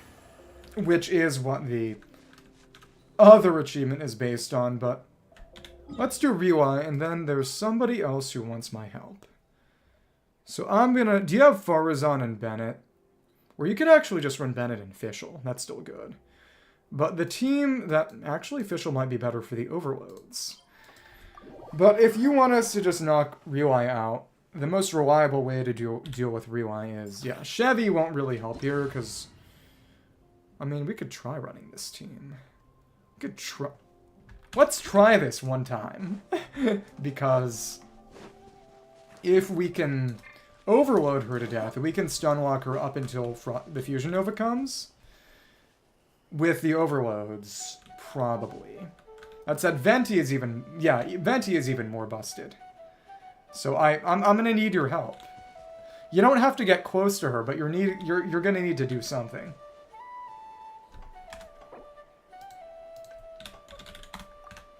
Yeah, we're gonna need you to put Fischl down. I imagine she'll be focusing on me, but... Okay. Well, okay. It's another way of that. Okay. Well... That's the problem already. You can try this another time. I mean, you can try this again, but...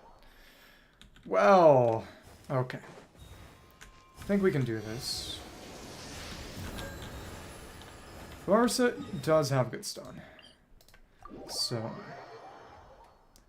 One more attempt. Okay. She's tough to freeze, though, is the thing. That's the issue.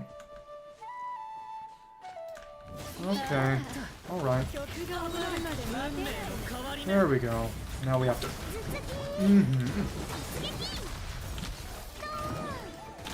As you can see, we can keep our... Oh my goodness.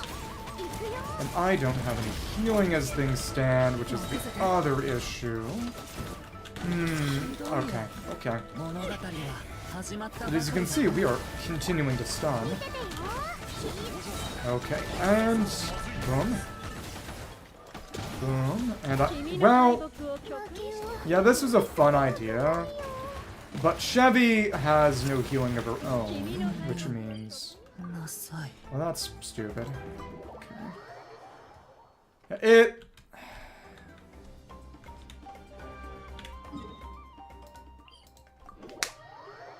Do you have Bennett built? It's okay to say no. No, but the issue is that she's only for your team. She doesn't heal the active character, she heals the active character on your team. Okay.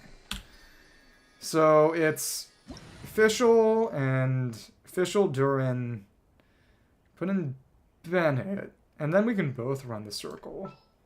I'm gonna have to use Venny here. Okay. It'll be fine, but we're gonna have to use Bennett. And this way we can just levitate Relay. Oh, okay, right. I forgot about that. Especially since I often use Chevy with Arla, where her healing, of course, does not actually matter or do anything.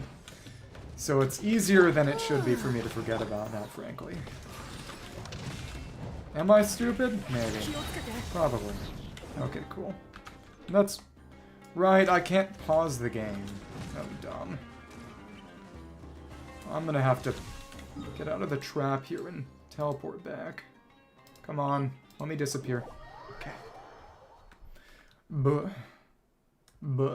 Here we are. So... Well, I can just shoot her. That's right.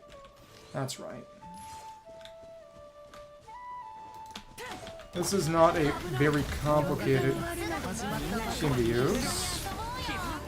As you can see, she gets levitated. This is hilariously busted in terms of this fight. You know, Venti, Durin, Farazan, Bennett may legitimately be the best and strongest team for just... Okay, cool. Thanks. Cool. Anything that can be levitated and picked up can be totally trivialized by Venny, Bennett, Farazan doing. You can see just how much poise wreckage we're getting here. It's insane. Okay, well, that's fine, too. It does mean we're not gonna have as much as we might like. Okay. Okay. Thanks. Okay. This is decent, and... Please. Oh my lord! Thought I'd be able to dodge that stupid garbage. The really annoying thing is that I have to run around, actually, a decent amount to make Venny work. That's what sucks. Okay, to cancel, as you can see. Okay, I'm gonna need that healing, unfortunately. Which is sad to say. Okay. So I was running out of stamina, which is unpleasant. Okay, this should be fine for what it is. Okay. I'm just gonna hide behind that, but still. Okay. And, okay, cool. Then the final Frost Nova should do it. But again, I'm pretty sure, because it's... You can't get hit by any of the Frost Nova attacks, but I'm pretty sure that it's just applying to you. I think. I hope. Well, I don't think I got hit by them, is the thing. I got hit by one of the other ice attacks, but that's different. You're getting unpleasantly far away. That's fine. Okay. So if you focus on dodging, I think it's gonna be okay, actually. Okay. As long as you don't get hit. Okay. It's just I can't be... Well, alright. Okay. That's fine. So we'll get her nice and close to the end, and then I believe... Once we... Well, okay. Finish things out. The last bit of damage when she's in. Yep, there we go. Durin, please don't do it. Okay. You have to wait for the next Nova. And as long as you don't get hit, I think we'll be good. This had better be it. Otherwise, I'm going to have to try again tomorrow. So I don't break my promise. Okay. It's about 45 seconds in between each one, I believe. Okay, please.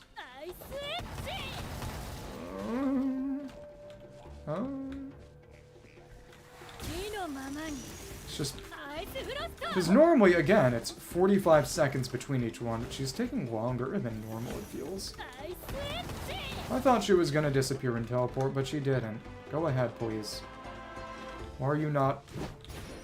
It's been a long time. We're not stunning you, we're keeping you still. What is stopping you from doing a Fusion Nova? Okay. Alright.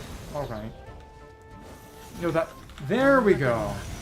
It only took you literally forever. Did you get it? Did you get it?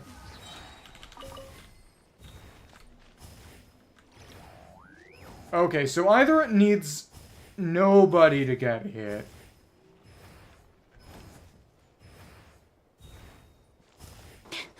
Oh. Oh.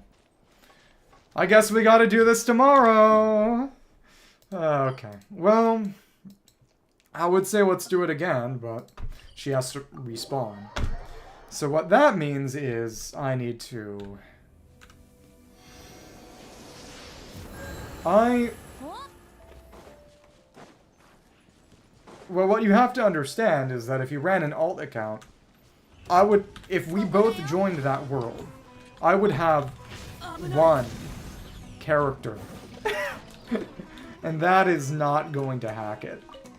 I mean, I guess I could do Venti stuff and just Venti stuff, but I think if we want this one, the answer is... We have to do this in this world again tomorrow. And we need to just focus on dodging during each Fusion Nova while I, do Veni DPS to keep her stuck otherwise. And it isn't that bad. It's just to make absolutely sure, I need to make sure I don't get hit either. Oh, so... Okay. No, what I mean is that if we were to both join a third accounts world, for one, you'd only be able to run one account at once, I imagine, and two, in a 3-player co-op game, the second and third players get one character each. So I would probably just be running only Venti, which means no Durin. You know, the only Hexerai would be from Fischl, probably. And your alt account would have 2 characters who may be kind of dead weight. So it's... For one, my business obligations state that I need to help. Someone wants help with an Inazuma quest. I may return. But as things currently stand, this is where we... Interesting. But what I mean is that if it was 3 players in the world, and 2 of the players were actually the same person, that would become kind of untenable, I think. So it... I'm glad to help out tomorrow, but I'm glad to help out tomorrow. Because I think if we tried it in a 3-player game where 2 of the players were you, I don't think we could even beat her. That's the problem. Yeah, so I am going to fulfill my obligations to the other person now, probably. For better or worse. So, Oh, it's one of those quests that don't let you.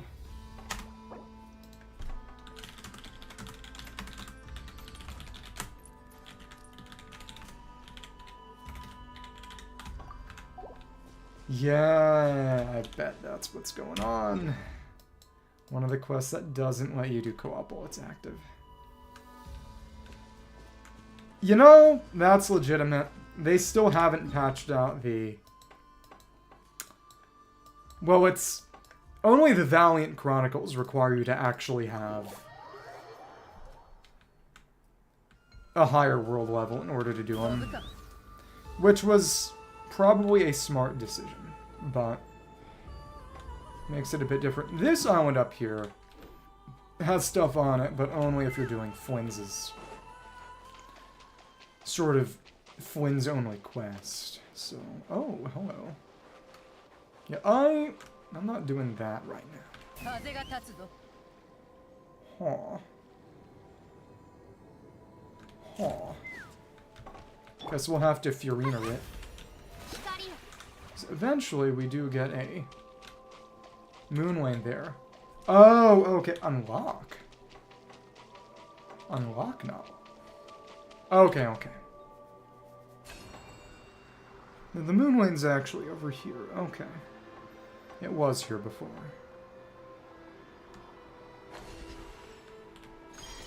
But again, it's going to be Iluga who I do all that with, because there's a bit of special dialogue that you can get if you run Flynn's. I wonder if Iluga is going to have different dialogue. Because there is dialogue from Flynn's. But again,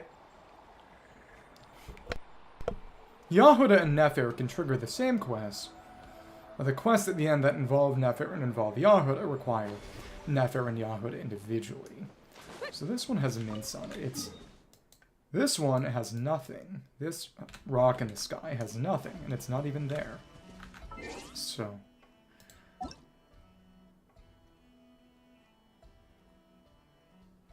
Wait, so do the Valiant local legends not even show up in Notland past a certain...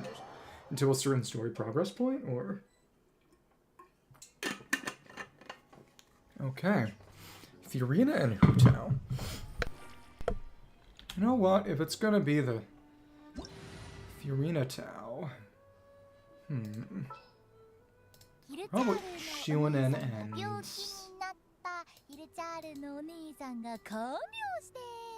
Maybe... Yelan won't buff Hutao then. Okay.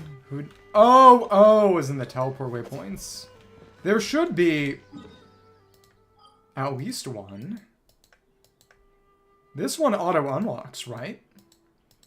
I'm pretty sure. Okay, so...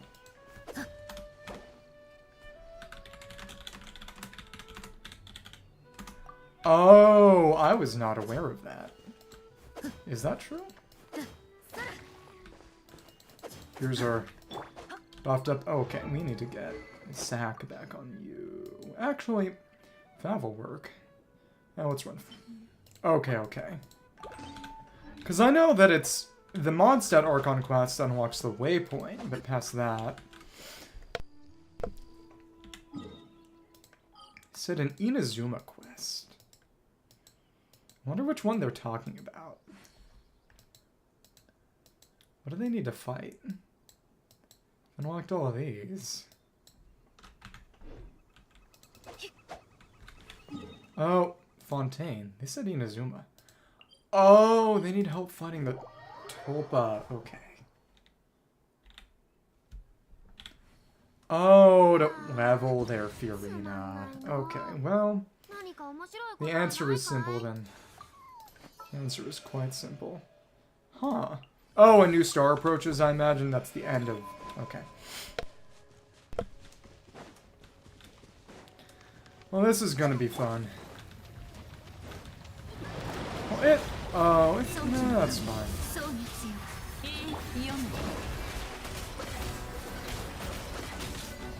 Virtual Star Embryology. That's right, there is an achievement for that. So there you go. Hydro Tulpa in co-op mode. I guess I should do these. Maybe. Maybe. Ah, whatever.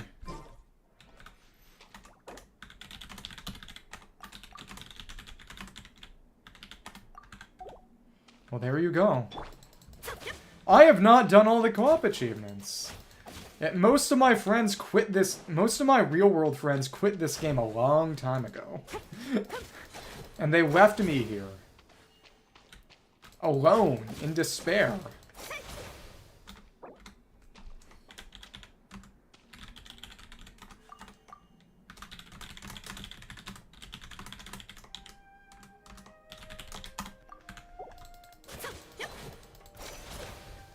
But, I mean, really, it's like... It's not like I can save up for a house. This is America. Yeah. Let's kill your Tulpa again.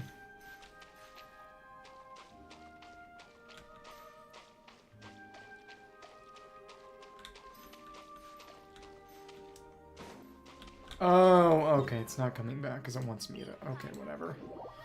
Dum dum dum. It is funny, you know. Being told to be responsible. Okay, we both need to go away to reset this.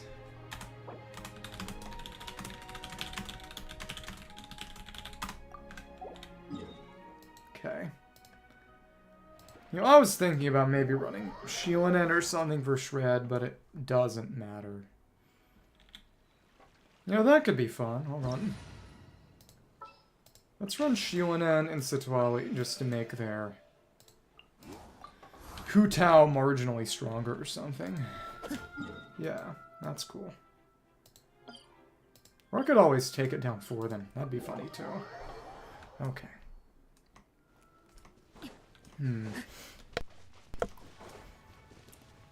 Here it is. P Patrol song. Okay. Cool.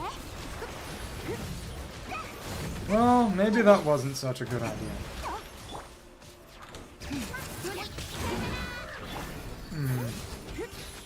It's Papa. Satuali is triggering freeze to shred pyro resistance. That is what she's doing. She doesn't need to trigger for melt to trigger in order to shred pyro res. Freeze or melt. Yeah, but I'm being nice. I'm trying to let them deal more damage so they can feel strong. Instead of just killing it myself. So that would probably be a better use of both of our time. So. Oh well. That's good. That's gone.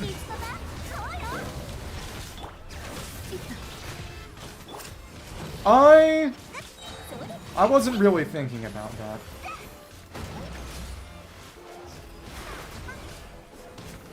I mean, to be fair, Shred is hard to beat.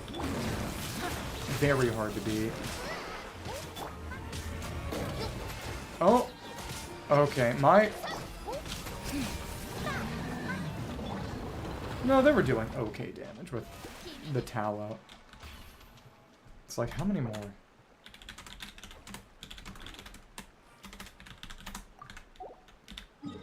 Well, you know what? This has been fun, and it's nice to help out. So let's...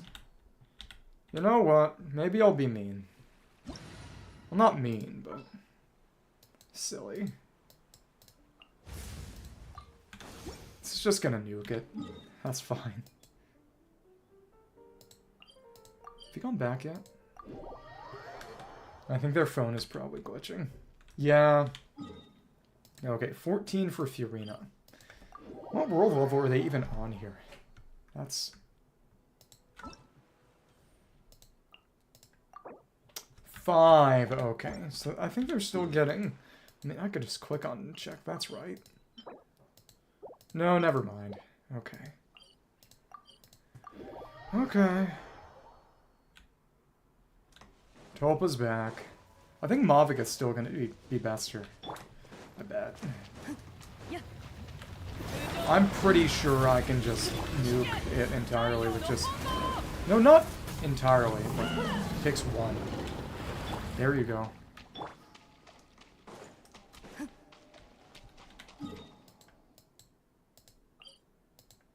I think this may get me out of a few years' purgatory.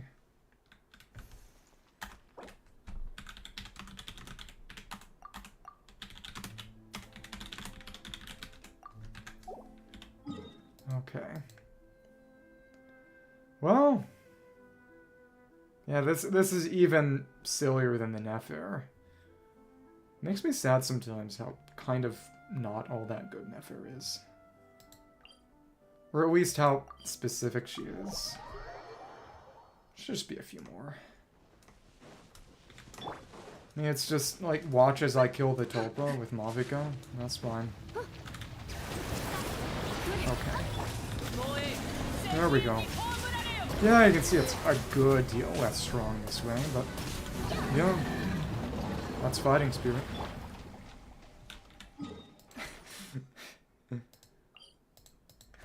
Yeah, because I kind of forgot that you get fewer drops on lower world levels.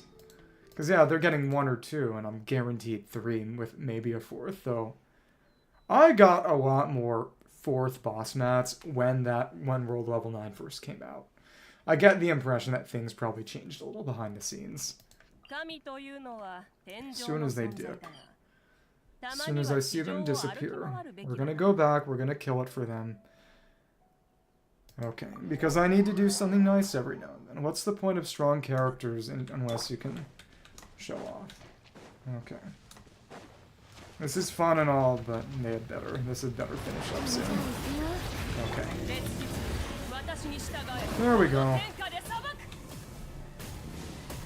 Cool. I mean, it's already dead.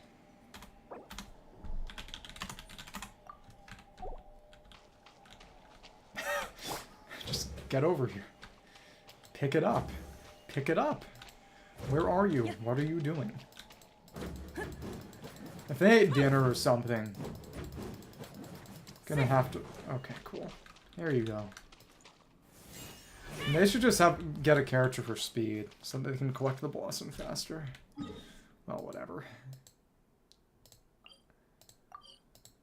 Wonder how many statues of the 7 they got. Let me just check and see. Their tower is still active, and they don't have Enconomia. They have Sacred Mountain, but not Enconomia. They don't have Remoria, though that's understandable, really. Yeah. No Enconomia feels kind of heretical to me, I'll be honest. Okay. As soon as they're gone. As soon as they're gone. Come on. Come on. Come on. Come on. Maybe I need to start charging for this. Reflects the nature of financial investment. We'll see. And where did they go? I went to the domain? Why? It is very funny that Shionen is basically just a mob again. Okay, cool. There we are. There we are. Oh, they want to run the domain. Okay. This one was the crystallize. Okay. Guess that could be Navia then. Sure.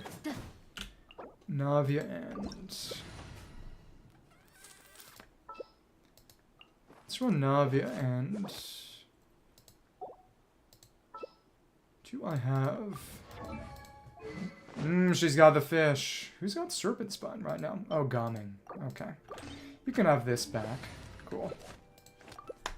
That's fine. That's okay. Just crystallize everything. Crystal Empowerment. Okay. Go ahead. Not like I can start this. Okay. Okay. And, oh, this is the weaker version, that's right. Okay. Cool. And... okay. I forgot how this one works. It's kind of on the tougher side, actually. And... cool. Shoot. Also, Navi is just not that good. There we go. Even trying to run Crystallize. No, Shibai. Shibai may be decent here. But no, that's attack. Because presumably, let's say, presumably Lunar Charge will also work for that, but it might not, actually. Now that I think about it. Because it is supposed to be specifically for Navi, and Shibai does... Well, she does do normals that are attack buffed. And that are a decent portion of her damage makeup, I would say, because only the final hit of her chain is Lunar Charge. She needs to do that whole chain. Get her final lunar hit, still. Okay. Wonder how much resin they're using. Okay.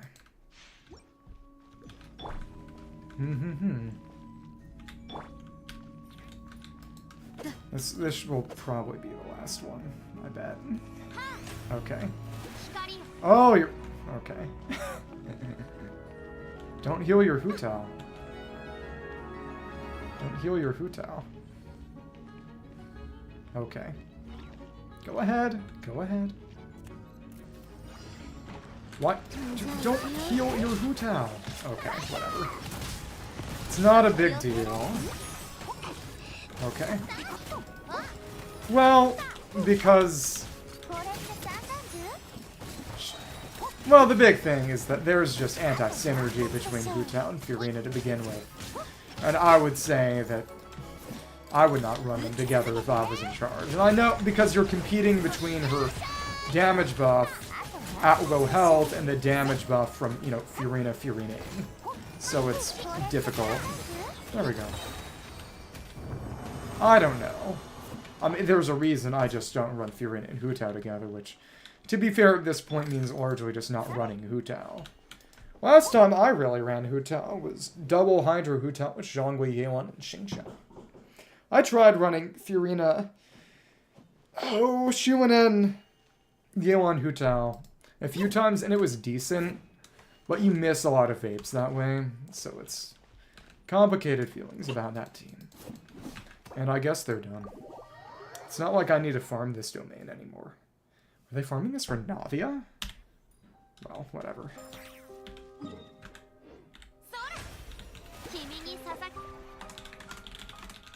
Assistance needed.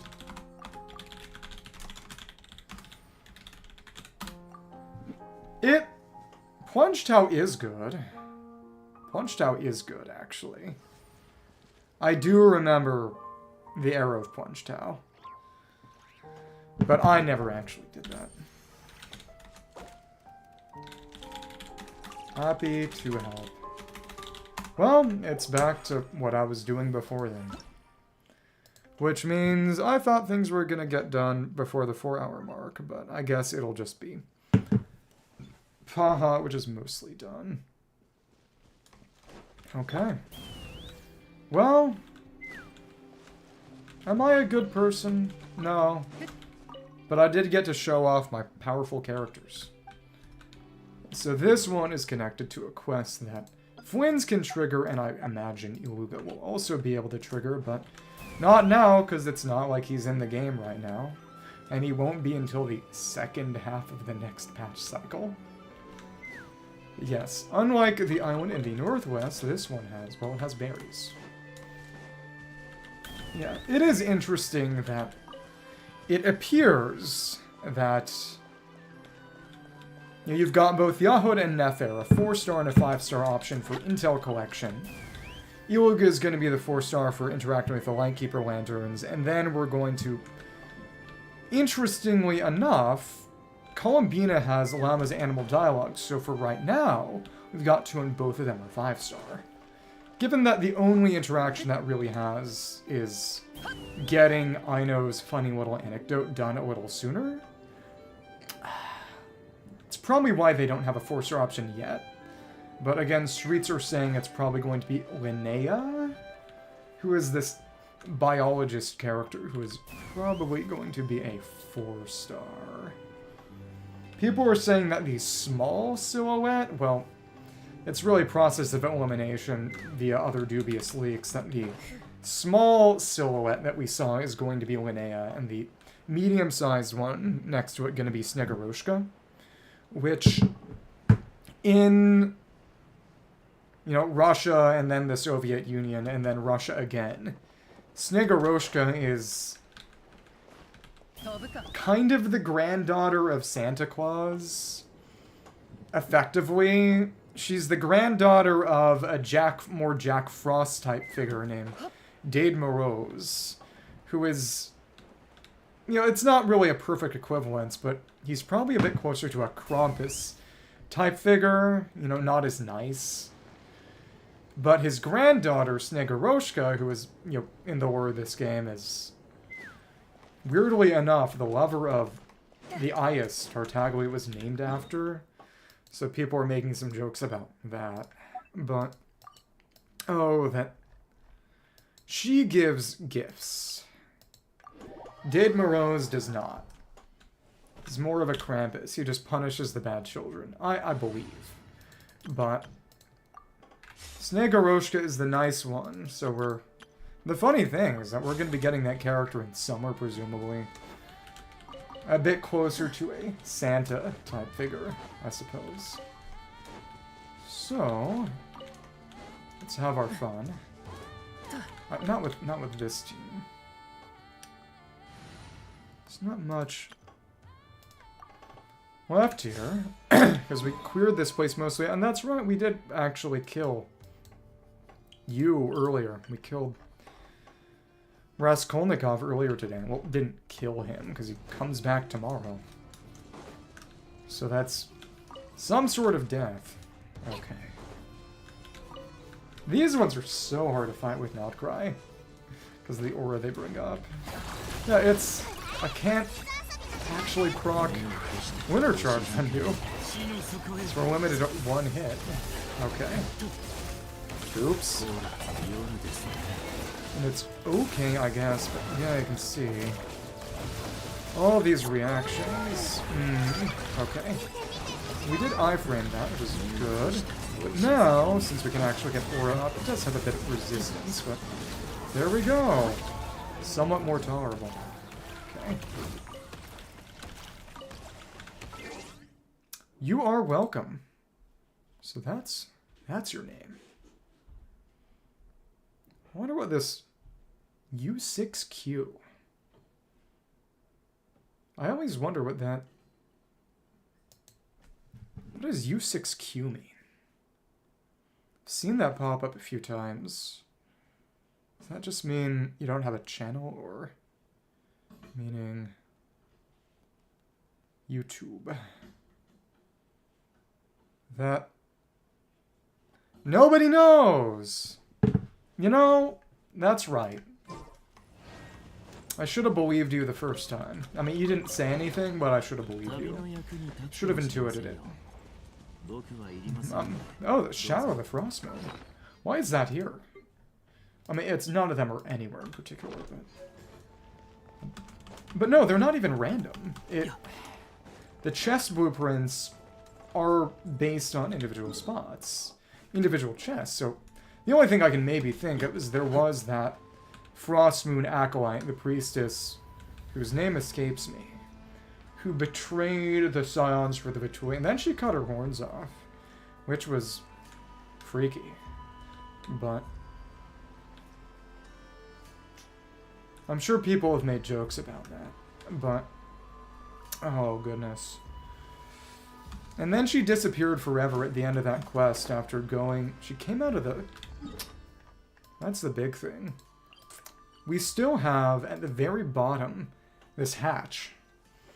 And the big thing is that... Well, I don't know, because... The Dottore boss gate is in North Nod-Krai. It's not, minor spoiler in here. And that doesn't mean the Dottore boss fight won't be connected to there, especially since in the story trailer, which is, again, revealed, something happens to the Bureau, and a big force field goes up over it. So it might take place there in story, but have the actual area be there. It may be possible, because Reru's still behind the Moon Gate. If we get a second Reru fight, and it's a Raiden type situation, there's some intimations that that might be the case, where the Raiden fight was the basis for the second world quest, second weekly boss, and the reason they had two bosses in the world quest, Archon quest I mean, was because they just used both of the weekly bosses there, albeit for the Raiden one with a few more modifications. So if Reru is being used as the chassis for a second world boss, that obviously means a rematch. And of course, we fought 10th strength Reru, which, you would say maybe setting up a fight with a, maybe not full, but stronger Reru. But that moon chunk would be a sensible place for it to come out of. We still don't know how Columbina is going to get back from the Moongate side. And I could see it being in that Moon Remnant, and therefore set up for having that be Reru's boss fight location. But of course, that is at least one patch cycle off. At least one patch cycle off. But I do also think that given that Dottore was using Reru as a piece of his plan, and to our knowledge at least, not with Reru's knowledge and consent, that given that Reru's title in Chinese and Japanese is, of course, Hunter of the Moon, and, who knows what Rashir of Solnari is meant to mean. It's not that. But, that there is a real chance, I would say, that Reru becomes an uneasy ally, at least against Dottore, because Dottore becomes a false moon god, and therefore a moon for him to target, maybe. That would be fun. Yeah, guy who is obviously coping over the minuscule chance at best of Reru becoming playable. Yeah, sure. I can do that real quick.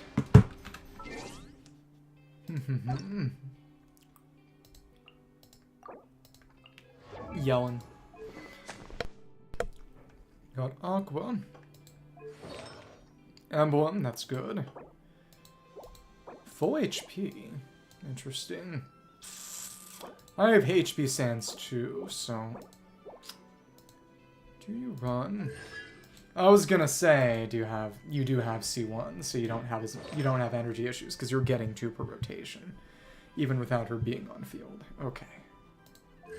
It is funny that she along with Kaza and Archons are some of the few characters not in the free con event. Alhaitham's there too, which his cons are not strong.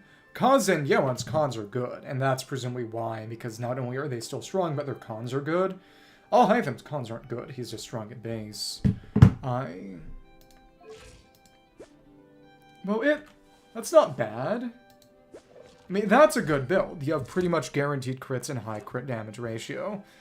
And since you've got C1, you don't have any problems getting burst back, even when she's not on fielding. The main thing there is...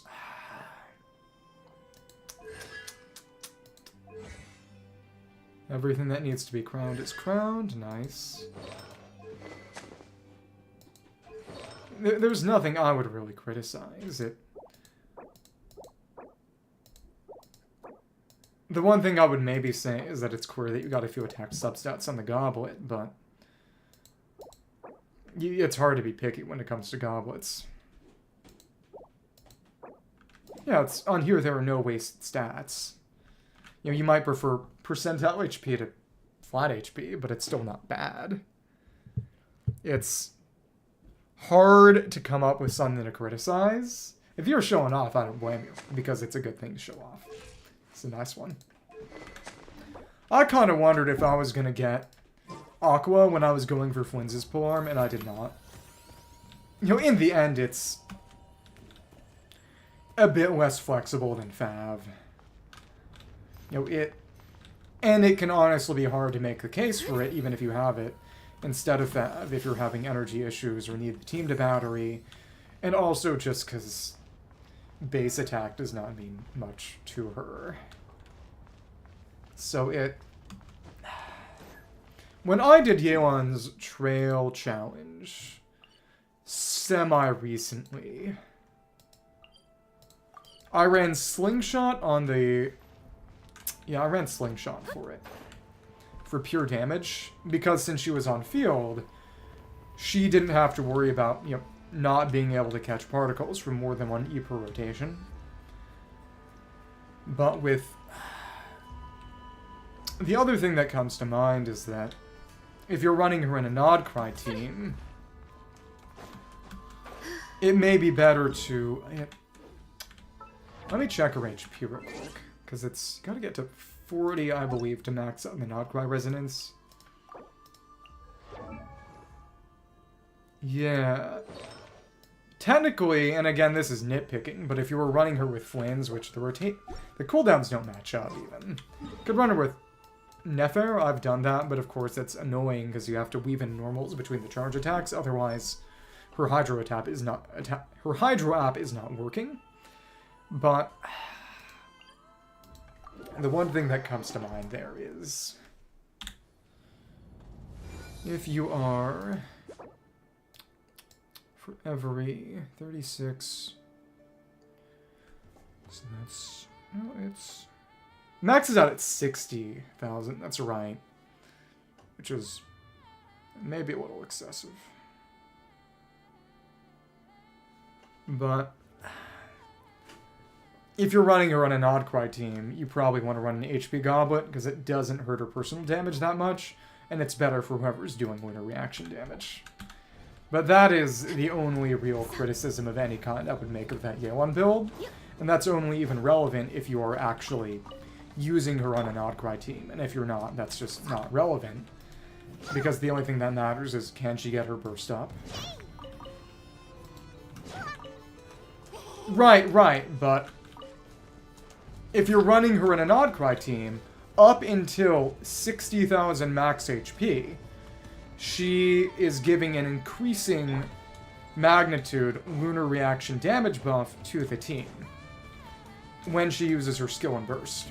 Which means that if you want to max out the magnitude of that buff, you would probably want to be using an HP Goblet instead of a Hydro damage Goblet, because you haven't hit cap yet. Yeah, so it's not relevant. So in that case, there's nothing to criticize. I'm just saying that since what you were asking for a review, and I was saying that the one possible thing to criticize would be that if you wanted to use her in a Nod-Krai team, you would probably want an HP Goblet instead. But since you don't, that's entirely irrelevant. So there's no criticism. That's where it stands. But, okay. Not that these matter much. 2 chests around there. Yeah. In the entire area. Somewhat soon. This should be fine with just a single hit. Cool. Oh, you are annoying. There we go. Well, I have used Yelan. I've used Furina and Nod-Krai teams out of necessity. Painted pedunculate oak wood barrel. I guess they're referring to the visual design there, maybe? Well, the big thing is that as of right now, the only, and Columbina will change that, but the only Hydro who does anything for Nod-Krai specifically is just Ino. So if you're running Lunar on both sides, what that means is that all of a sudden you need a replacement for Ino on the other team, which Yelan is an option there. There aren't really amazing options right now to begin with, because again, that's not how that's supposed to work. Oh, they ran away. Please don't disappear. I kind of wanted you. Whatever. Thanks. Okay, alright. Nefers. The crab? Just to get more interesting. We don't have healing. This sucks. Okay. Well. It is interesting that we don't have any Nod-Krai healers. And if they had still been around and not run away, we could have had Llama. Got them to break these crystals for us, which is cool. But a lot of it is genuinely just the fact that you've only got one instance of any character, no matter how many times you roll for them. You have to... Oh, and right, this... It was interesting when, with Notlan, they brought back food recipes being in chests. And then they added enemy drops and specialties being in chests too. Inef is the sustainer of heavenly principles. Oh my goodness. I never thought about that. Yeah, I forgot about that. And it is very, very funny because the way that Llama is sort of spoken about in terms of the Archon quest and what she does really does feel as if they might have intended healing to be part of her base kit. Maybe in place of something else. Probably not the quills, but maybe the shred. Given that C2 Nilu is where she gets her shred. But, of course, I think it is for the better that her C0 kit is as it is, and shred comes elsewhere. But I do think it's quite possible that it was originally a bit different. Because the way that, you know, she heals the child with the moon power sickness and all that stuff, there was a very real chance, in my opinion, that the healing was a part of her kit and something else was not at C0 before. Moon Power Experimental Design Bureau at Northern Shore. Though unregistered with the Nod-Krai Fishing Association, this fishing point is quietly famous among local anglers. Located north of the Moon Power Experimental Design Bureau, it boasts abundant reserves of fish. Rumor has it that some Fatui agents even come here to fish during their time off. Okay.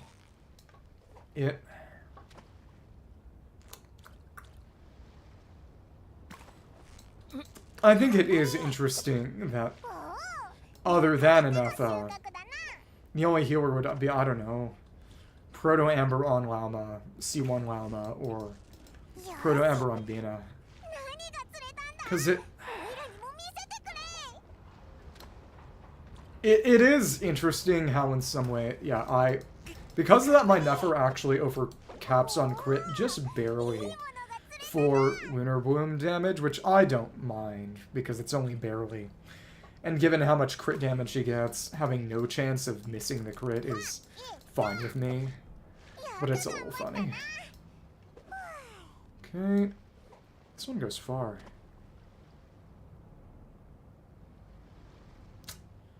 When Notlan had its Phlogiston fishing, Every time I did that, I would bring up Fantasy Life, which was a...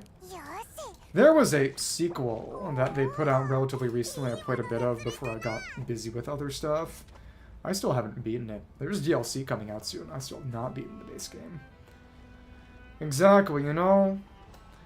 One day, someday, I will be less employed than I currently am. And I'll be able to clear out my backlog. I'll be able to play every Final Fantasy game instead of just getting halfway through Final Fantasy VI. On a GBA emulator on an old iPad I don't have anymore. Veggie Mauler Shark.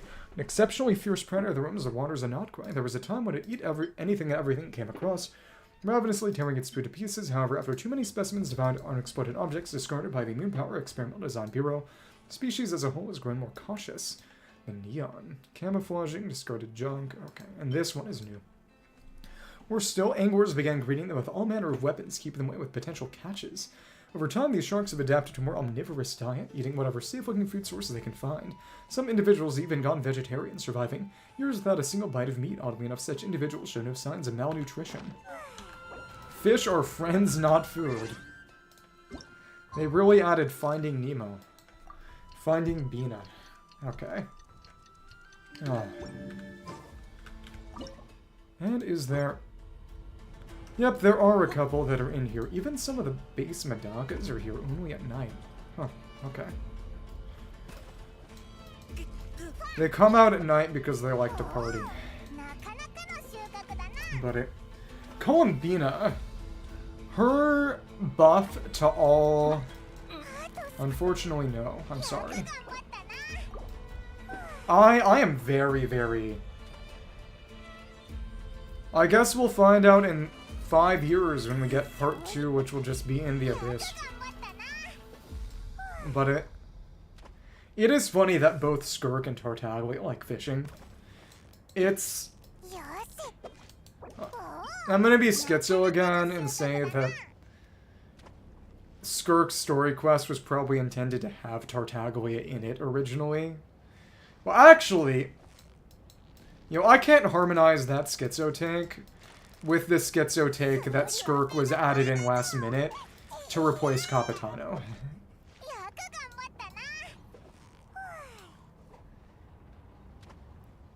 And, of course, that raises the question of whether we will ever get playable Capitano, which, if Nod-Krai had gone a bit differently, I'd have said a definite no. Right now, I'd say it's probably about 50-50. What I think they probably should have done was pulled an HI3 and just had him be playable. They should have made Not-One's Archon quest longer and probably spaced it out to, like, 1 quest per patch. You know, not more quests, but just space them out more. And then, instead of just bringing in the chess boss, and this might have been their original intention, honestly, for Capitano to be the first world boss, that we were supposed to fight him in the ruins to stop him from resetting all the ley lines. Then he would be playable after that, and then Shukowaddle Gasoithoth would have been the second one, and then maybe he would have died there for good, but, I mean, he was already playable, so there you go. And I think that would have been more interesting than what they did. But that's just my bias. I do think that Varka being playable in 6.4, unless something wildly changes in the next month, means, and having that increased size model increases Capitano's odds of being playable, for better or worse. But I still don't think it's guaranteed. To hell with Porosheik, which means Lieutenant, Raskolnikov and his rules. Can't even have a drink anymore. Messy handwriting. Why, if I could take him in a fight, I would have grabbed an axe and swung it in from behind. Read handwriting by the pale star. Get these darn machines. Clean this place up immediately. If the lieutenant catches you all having a booze party again, he'll have you all. Okay, and there isn't another one there. But it's very, very interesting because Skirk's description mentions Tartaglia. She is one of the characters in the game who most exists in the context of and in relation to an existing character. To the point that Tartaglia's absence in that story quest feels conspicuous in a way. And they legitimately did try to more or less do Not One as a soft reboot to, you know, temporarily for a year, which raised the question of how good of a business decision it was, change the game's audience and balance for 1 year, because I was about to mention this before but did not, but basically they give a massive loan to paper games that people could make Love in Deep Space and Infinity Nikki, and basically for a year they were basically trying to farm out their female audience, or at least, you know, the audience that likes men, to another game, because otherwise they wouldn't get their investment back. Well, their loan. They wouldn't get their loan back, which you could say that it might have been an attempt to try to get, you know, either get money back or get a controlling share of a competitor. But it's also, it feels very unforced error. And the big thing is that their CEOs are personal friends, so there is a chance that it was quite literally a personal favor instead of anything resembling any kind of business move. But, you know, and then they put out Flynn's, where he, you know, his initial trailer is basically, you know, him all gentlemanly stretching his hand out to the player, and then Iluga is all protective, and then Durin's Durin. And then they, you know, they added more dudes this patch by a hilarious degree. You know, it's, by the third patch, we already had twice as many as the entirety of Not One. But it's sort of, you know, who are they intending to target? You are welcome. I am always happy to help. It doesn't take that long, and I get to flex on other people and show the fruit of spending my job money on the silly video game. So there you go. Not a problem. But, as I was saying, sometimes I wonder, because of course after a year of Not One, they immediately swung hard back in the other direction, how much of that was intended? Because people who have played paper games have said that it is basically settled fact that after pretty much the 1 year mark on the dot, any paper games game becomes hilariously money-grubbing to the point that it drives everyone away. That Hoyo may have been thinking, okay, for a year we're going to get an investment or maybe get a controlling share, and then everyone who went over to that game we can just drag back. And it is really funny considering that. Don't worry, I kind of figured. No worries. By process of elimination, it was kind of simple. But thank you. You're welcome. But because if you may or may not have heard, you know, it depends on what circles you run in, but there's a lot of controversy going around regarding Love in Deep Space, regarding, you know, the male love interest being kind of weird Diddy Bloods or whatever. But basically that paper games is doing its own sort of massive unforced error, and Milani on all it. I think I told you before that I rolled for Chasca's weapon. On that same banner was Milani's. My mom's actually from Hawaii. She's not from Hawaii. She's not Hawaiian, because all the actual Hawaiians are dead, but except like 20 people, and all of them have Wikipedia articles. But thank you. Yeah. I kind of wanted... Oh, because Milani Mavica, I ended up running Skirknuv for the souped-up Eon Blight Drake a couple patches ago. I tried running Milani Mavica, and that team was just barely not strong enough, because Milani didn't have signature. And it made me wish that I got Milani's weapon instead, because I had actually rolled Chasca's weapon for that boss, because she deals split damage. But of course, actually just switching your damage entirely was better in the end than just having 1/3 of your damage totally get neutered. Well, thank you. Don't worry. Thank you for watching. Okay. So this is 4 of them, so I think we can afford to use the burst and get an energy back. Yeah, exactly. Thank you. Appreciate it. This is exactly enough. Okay. Here we go. Oh, between today and tomorrow, I am definitely going to have to Switch this out and what? What emote was that? Okay, the heart just doesn't... Okay, that is really weird. The fact that the normal emotes don't work in the chat widget I have going, but the Twitch ones do. I guess they hate Unicode. I guess they hate the Unicode Consortium. What did the Unicode Consortium ever do? I guess the one thing they did... Well, it wasn't even them. It was... Briefly... I think it was on Android. For exactly one Android version, there was a... Oh, and we got some Fitui mats for that chest. That is fun that they added that. Because I will need a few more... Oh, I haven't gotten Land Cruiser drops there. I will need a few for Ilga to farm between now and then, because again, he uses berries. But as I was saying, there's a shaded heart in the Unicode emoji set that is meant to be a yellow heart, and the shading, this crotch hash shading, reflects it being, you know, a yellow heart instead of a more regularly colored one. But the Android people, for exactly one Android version, interpret it as a hairy heart. So for exactly one Android version, there was a heart emoji with hair. Which... Oh, goodness. A lot of people mourn the older Peach emojis on Apple because it used to really look like a butt. And then they made it look less like a butt, and then they tried to make it look like a butt again, but it didn't work. So that's another thing. Why do I care about this? I don't really care about this. Okay, so the chest is in there. What's this one? From this day forth, this facility's operations shall be temporarily suspended. The time of its reopening will be announced separately. Transport routes and rerouted to the South Harbor. Goods entering the Design Bureau should proceed via the South Harbor. Let me see if that changed at all. Experimental Design Facility. Experimental Design Bureau. Let me see the notices. Descriptions. Okay. Close institutions.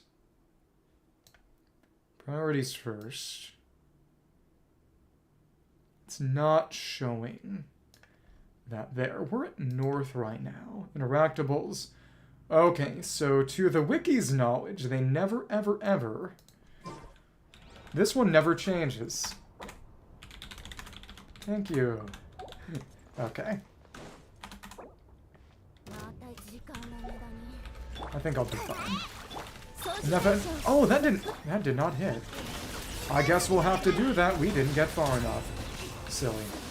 Well then, this may suck. Okay. Again, with the weapon up and enough up. You know, it's a shame we don't have real emotes, because... You know, whenever anything like that happens, I always like, you know, it's like, that's when you do the salute emoji. And my job makes me use Microsoft Teams. And one thing about Microsoft Teams that I don't especially like is the fact that the salute emoji is smiling instead of a neutral expression. Because you have the iOS salute emoji, and it's just, you know, totally horizontal mouth, only half the face. It represents being absolutely locked in. There's no happiness, no joy, it's just, I understand the assignment. That's what I'm gonna do. But you go to Microsoft Teams, because everything is so saccharine, and it's smiling like an idiot. Smiling like they're about to get shot. And it's like, this is not what the salute emoji is meant to convey. The salute emoji is meant to convey a state of being 100% locked in. And that is not what the Teams emoji is. You know, if it's a workplace app, then it should be the locked-in one. There should be some emote to represent being, you know, not happy, but totally locked in, and they just don't have it.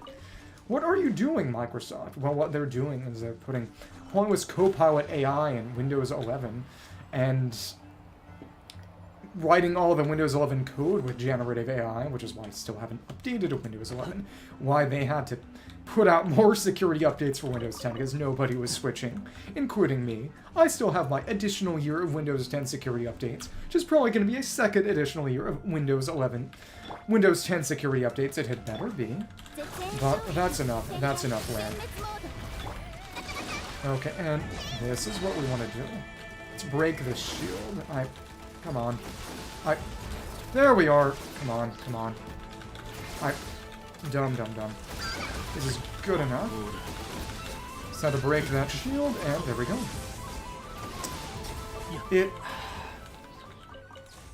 It's really finicky. Because it's the same input to both deactivate land cruisers and both turn into a moon spirit, and as you can see, we got what we didn't want there. I'll kill you, Leo. Will I? No. No. I've got too much Stockholm Syndrome. Which was also the title of a Muse song from maybe their 4th album? Yeah. It's their 4th album. I think every pseudo-intellectual, teenage to early adult man who speaks English has a phase where he thinks Muse is a really good band. It's not like it's a bad band, but it's... Matthew Bellamy, at the end of every single line, he inhales really loudly while being way too close to the mic. And once you start hearing that, you can't unhear that. And it starts to grate. It's just, you get really into Muse for 5 months, and then you start finding Matthew Bellamy really annoying, and then you're just not into Muse anymore. That's how it works. Okay. And again, he is good at dealing with a wild hunt. And we can just leap up and dodge that attack. That is always fun. This is one we've already sealed up, and this one stayed sealed, but it's... We are going to wait until we have Iliga to do this quest. That is what we are going to do. Ah. It's up there behind a puzzle. I should start putting lizards in the parametric transformer, because it has been a very long time since I've had any use for them. Motsudake. Some years ago, Mother would get me as a gift these Japanese food crates that were mostly basically fancy instant ramen cups, and they were quite good. I did not know that they were pretty expensive per. So that's why I was like, please don't spend that much money on me. And then it stopped. But there are 2 relevant things that happened. One is that one of the cups had shrimp. And for a lot of my life, I thought I was allergic to shrimp. Because I had a bad allergic reaction, probably actually just to the tails. And if I hadn't eaten, I think I'm still mildly allergic to just shrimp tails, not the rest of the, not the rest of the meat part. So I probably wouldn't have had a problem if I just, not eaten the tails part, but... Oh, and hello. Does that just show up on the... I don't think. I mean, not that individual Moro rocks and crates are all that important to get, but still appreciate it. But one of them was this soba cup with shrimp in it. These dried mini shrimp. And I ate that back when I was still allergic during coronavirus because I had just gotten so unattached to my own life that I was just thinking, if this kills me, it kills me. If it didn't. And now we can pull the robot out of here. And where are you gonna go now? And of course, this is a way to also see through that. Where are you headed? Well, let's... What here? Well? Trying to go off? Or what? Or we can just let Inefa do this. Yeah. Weak enough that we didn't need the additional help. Clearly, we're gonna have to find a way to absorb this from here. Yeah, the range is quite good. Okay, issue is... And now we can... That's quite strange. Okay, now we've got the card here, and now we just glide down to pull it down with us. These are not complicated or difficult puzzles, but they are quite fun. There were a lot of them in the quest that involved the Bureau. Even more than ever before, has not just exploration been gated behind quests, but exploration progressed over the course of quests, which I don't necessarily dislike, but it is a notable departure. Because I'm trying to think about things that aren't really objectives, that... There aren't really any caves here that aren't tied to quests. The last time there was really something like that. I guess you could say the fact that in Ancient Sacred Mountain you can actually go from the second level up to this level by going up the waterfall in Heart of Force Inversion, but you can't go the other way. And there's a number of things you activate. The Pseudo-Star part was fun, but this is a very quest-focused area. The last time really would probably be, you know, and not really hinted at, just that lab down there.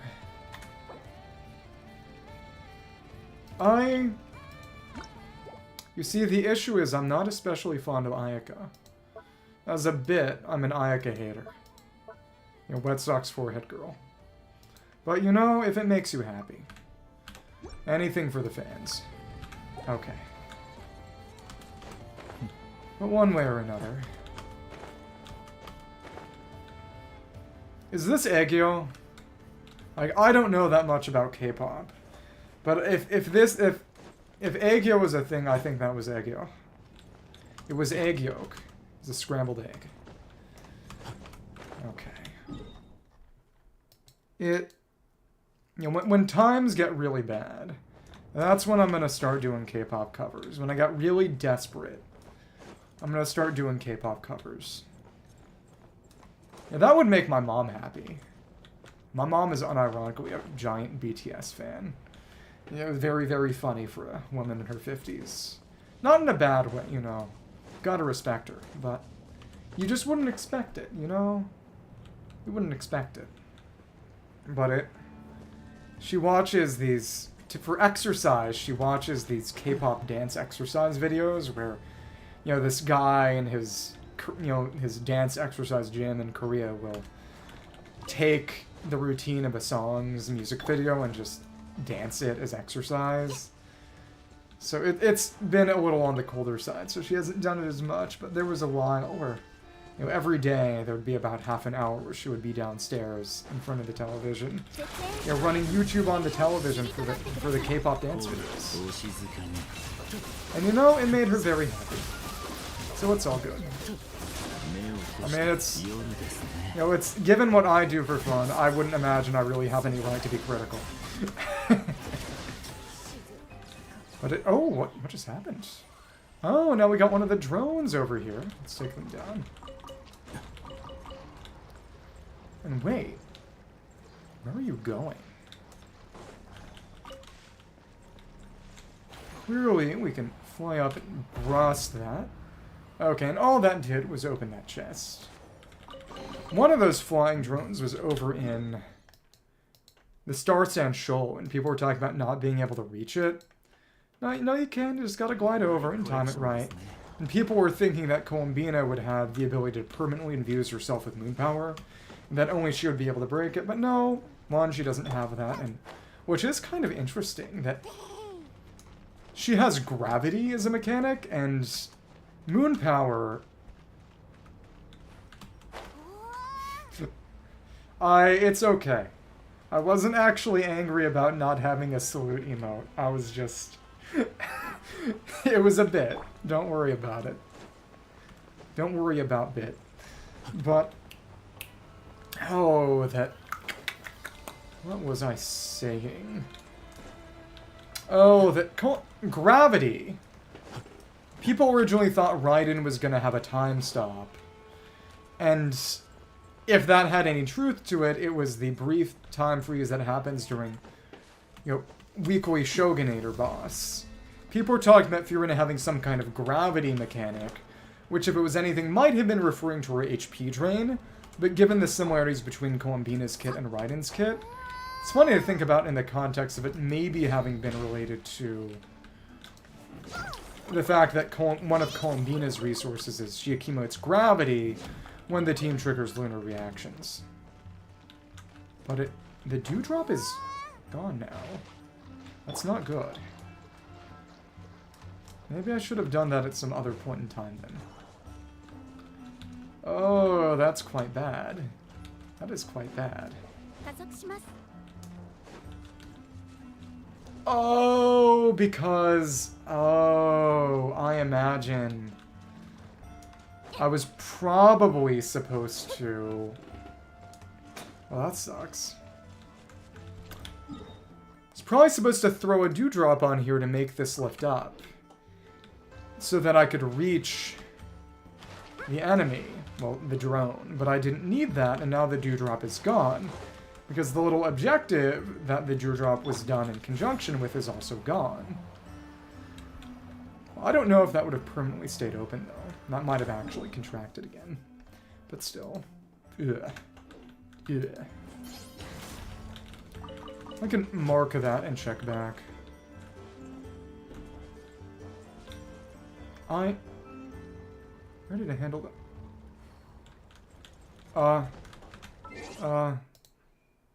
What is that?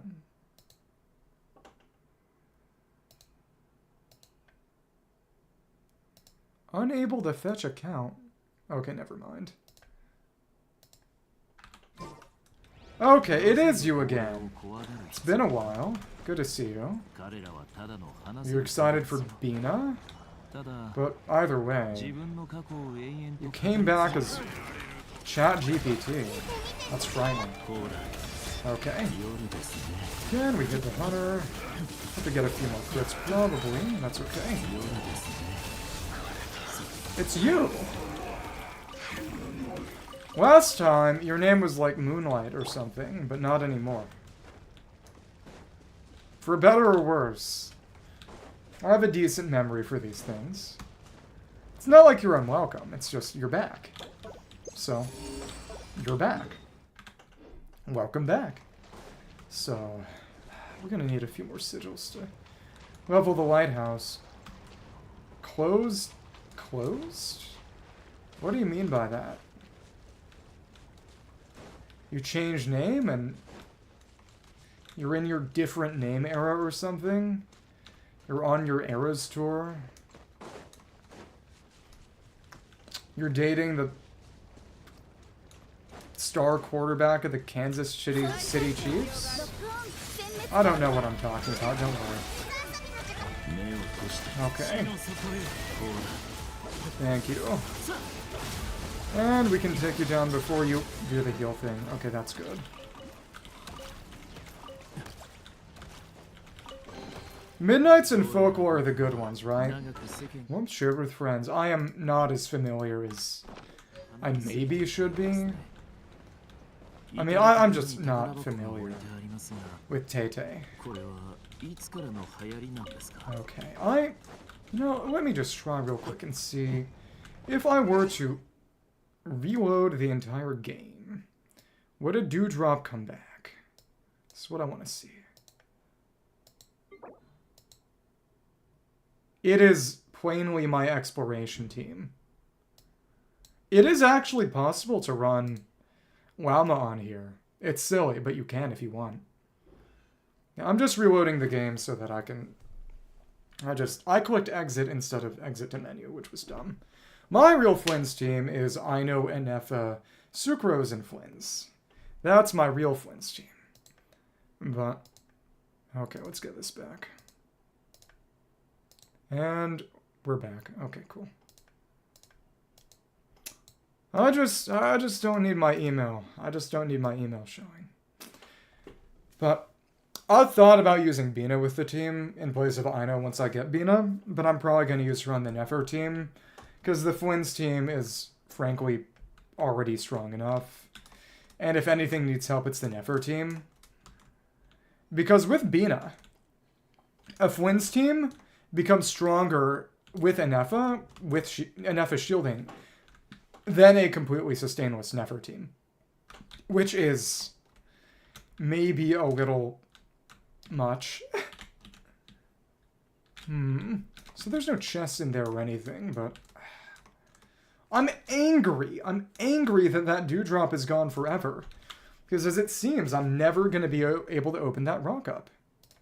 Oh, the answer is that when I...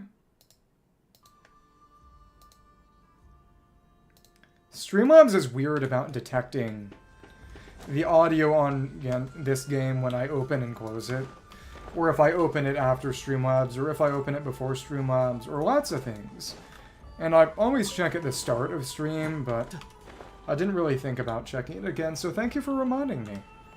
But yeah, I check it at the start to make sure it's good, because I have to shuffle a few things in order to get the audio active again. It's really, really dumb and finicky. Yeah. Let's actually go through down here and explore the pink beach again. That's really just here, and yeah, that's about it, isn't it? Yeah. What was I marking here? Oh, that was that chest. Paha's pretty darn small.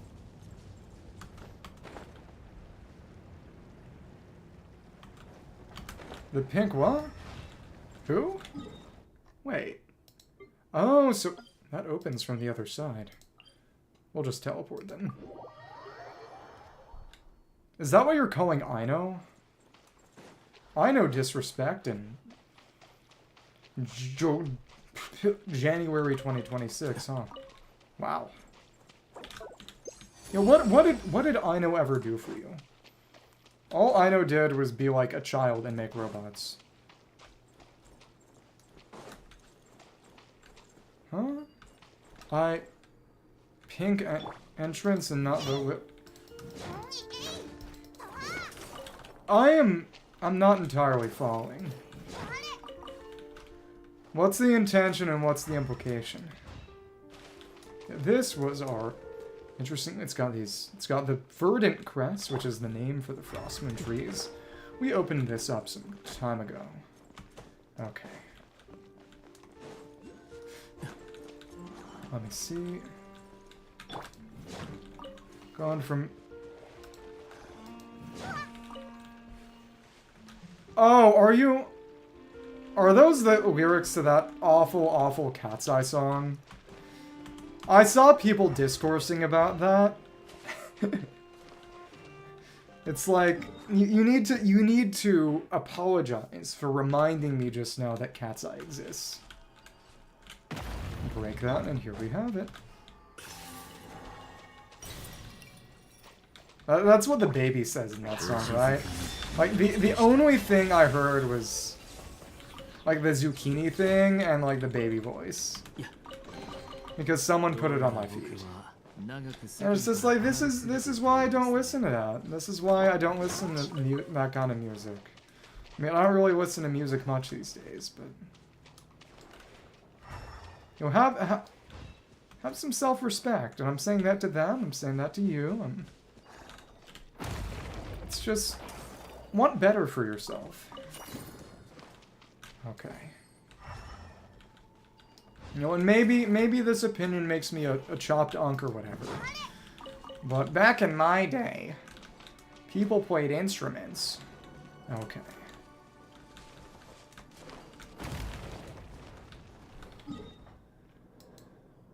Yeah, when I am less employed, I will make music. But it'll be like indie guitar rock for depressed, manipulative boys. So, all I know is that that name is French. And that alone primes me for just a hatred response. I mean, in the end, it's... That is what happened. It was... during coronavirus, because there was nothing to do. You know, a lot of quote-unquote normal people did pick the game up and then, you know, drop it once coronavirus was over, but... I mean, some of them stayed, and, you know, every now and then, there was someone who may have been taking the piss, but there was an argument online where someone was, you know, talking about whether DPS meant damage per second or damage per screenshot. Because, of course, back when Yua was, you know, not chopped, people, you know, there was the debate about whether Yua was actually a good character or whether she was heavily overrated. She was always heavily overrated. Just because, well, for one, a lot of people wailed for her constellations, which made things very different. But also just that she had big individual numbers, but she was never good deep. I go for everybody. I am employed. I spend money on the video game to make working a job I dislike feel worth it. But, so yes, I am. I'm also going to go for her weapon. I'm also going to at least try to pick up Anepha's weapon, because that's on the same banner, and my Flynn's team needs a boost, and Anepha's weapon gives that whole team a winter charge damage boost. So that's going to be nice. And then when Shibai comes out, I'm probably going to go for Shibai's weapon, and since Nu's banner is going to be coincidental, I'm probably going to go for Nu's weapon. Because Stygian has a boss that is Nu's shield. Yeah. I always try to... Ever since the start of Nod-Krai... Okay, at least that wasn't a euphemism. But ever since the start of Nod-Krai, I've gone for weapons. I got Lauma's, and I picked up... Nahita's going for that one. I picked up Nefer's. Yeah, be careful. Picked up Nefer's and got Furina's along the way, though Fab Sword is still better for her, so it's... What are you doing? And then this patch, I got Durin's weapon twice, because it was on the same banner as Venti's, and when I went for Venti's, I lost the 50-50 to Durin's, which was nice, because R2 on Durin's sword. That buffs the team. This buffs the team. So. And then, I guess next pet, I went for Varus's, because the plunge boss in Stygian wanted her to have this, and on that same banner, I ended up losing 50-50 to Shielenens, which I didn't necessarily need, but it was welcome. If I gotta lose 50-50, I'd rather lose it to the weapon instead of standard. But as things stand, this is where we are, and next patch, I guess I'm gonna go for everything. You know, biblical levels agreed or whatever. So there you go. And here's the last one. We can do a bit of free damage with I mean, I already got the chest from this thing a long time ago, so it doesn't matter, but here's the lamp, but yeah, I'm gonna be doing the quest here with Illiga's. Illiga probably to see what his dialogue is different, because 5 billion of people have done the Flynn's version. I want to do the Illiga version, because I'm different. I'm unique. I'm edgy. I'm special. I'm synonym. I'm antonym. I'm cinnamon. I'm sorry. I'm not actually sorry. I'm just not funny. It's like, I will never, ever be funny, but I will never, ever apologize for being unfunny. That's how it is. Okay. So again, how much do we need for the... No, but it awaits construction. It just wasn't telling me about that. What the heck? Well, whatever. I think, well, we gotta get to 90. And it's at 5 that we'll get this up. Gotta get to 90 for that one, that's right. And also, I forgot. It's a new month. Before I forget or miss this, we need to waste it on a Crown of Insight I will never use. And then, I already got those Stealth Fortunas, and I don't care about those weapons. I go for signatures now. I don't care. Okay. We get the Mora, and honestly, get these two now. Azoth is good, but I have a good amount already. And it's not like I need to farm weapon ore. What we do is we make sure we don't have to farm as much. It's time to gamble. For free. We got 6 of these, and this has got me at what level again? Let me see this here.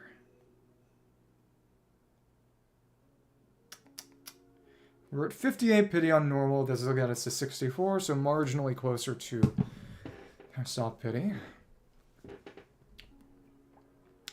59.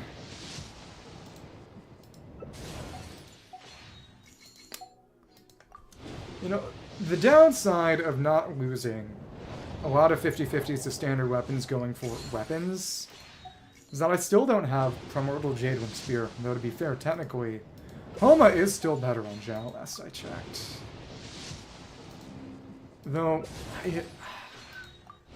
given that he's with Furina these days, and Shan Yun, I think it's probably a bit harder to keep Homa's buff up. So, I think Primordial Jadewing might still be better on that team. Oh, random Chevy. My first Chevy was a total random spook on Arla Weapon Banner, actually. And that's nothing nearby. Okay. So we're gonna go explore the Pink Beach. We're gonna loop around here. Gonna go through the shore, and then there isn't even much around the bureau itself. Paha is... It's big, quote-unquote, but it's empty. There's one just over there, then. This takes me here. Just that one moon lane, that's right. And oh, instead of being a white moon spirit, we're a red moon spirit, because this area is a, forced red area. Forced communism area. Some people might like that. Okay. I fell down because I got political. I should have learned my lesson. Okay. Let me see this. Okay. There's two quick things here, but most of this was in conjunction with the jellyfish quest, and, well, that fell down and went nowhere. Between today and tomorrow, I am definitely going to have to go and just throw away at least 20 or so trash artifacts. The big thing is that I've got so many ocean-hued clam scent pieces stored up, and I haven't used clam in a long, long time. I haven't had a level clam on anyone in a long, long time. So they're just sitting there under the impression of, oh, I'm going to have to get someone healing. And, they may use any kind of stats, so I can't afford to get rid of ocean-hued pieces. But it's just, I don't really use the set. It doesn't really matter. So, let's go around places. Got these, and again, it's already busted and all. Okay. How to use the key cards and such, but again, the jellyfish is gone. This was quest related, and that quest is over. Chest is over there. Okay, it was literally just sitting here. Great. Okay. And of course, I know it was here. To be short and go under that. We did actually get this one. That is right. Okay. No. Don't have a shield up. That's good. I made that easy. Nice. It's just... anything suitably big, that's when we deploy Ino, because we can reliably get the burst back. The issue is, we don't have Ino C4, he doesn't have her flat energy regen, and it's tougher that way. Rye, cabbage, and Nahira. Ha ha ha, very funny. Okay. Pink Beach. I don't think I saw this one. Did I? I don't think. This takes us almost all the way back. Oh, it's to go over here. And again, it's been a while since I did this quest, and I know I picked up pretty much everything here during that quest sequence, but... There's one over there. It's... there were a lot of chests here before, but again, they're gone now. Okay. Thank you. And again, as long as we can maintain the clouds, we're good to go. Cool. 2 land cruisers. That said, killing them is good, because we're going to need a bunch for Illiga regardless. Okay. I don't believe there's anything on this boat. I might have checked this one before, even. Oh, no, there's a chest here. Nice. That was worthwhile. Can we climb up this wheel? Kind of. But how do they want you to get here? No, this is climbable. There was one boat that wasn't climbable because there was nothing there, but this has something, so it's climbable. Whittle cover. I hardly know her. Okay. Building Nod-Krai. There we go. We can just teleport. We should just teleport. Okay. And it's over there. Thank you. This is getting just too much. Well, there aren't even that many chests left in Paha. Okay. The main thing is just having to get rid of these because there aren't enough artifacts to. Okay.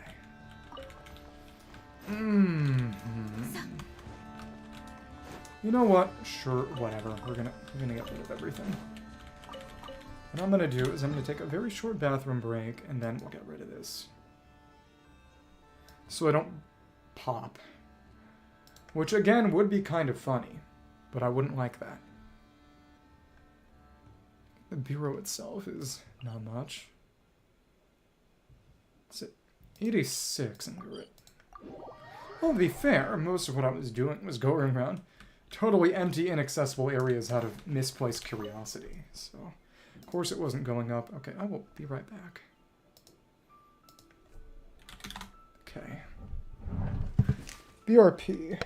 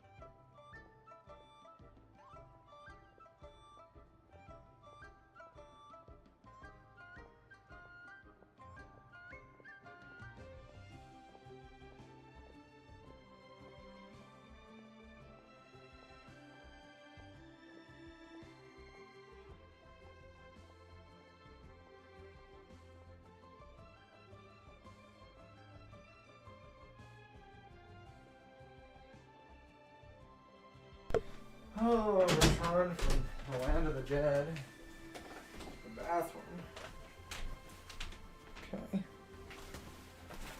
Let's see some things. Okay. I'm gonna have some rosemary seasoned nuts. Some little snacks to sustain me. Put a jacket on. Things like that. Okay. So, this is gonna be... Can afford to toss. It's just... anything ocean here that doesn't have energy recharge. Probably. It's a lot harder to decide, frankly, what makes an artifact bad enough to be worth trashing as compared to what makes an artifact good enough to be worth keeping, and I think I already threw away everything without energy recharge. It's over. It's so over. Oh. What else do I need? Not all of them even want to run fab, and just everything that was easy to kill is gone. Oh, this is stupid. Awful. How am I going to decide what needs to go? Guess I could get rid of Shima, because only Limia uses that? Maybe.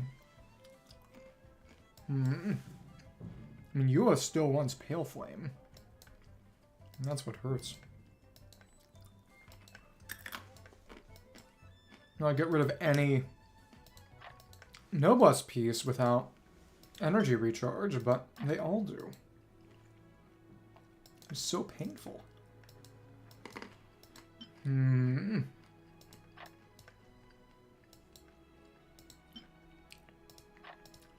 Could try getting rid of any Thundering Fury piece with no crit, but I think I already did that too.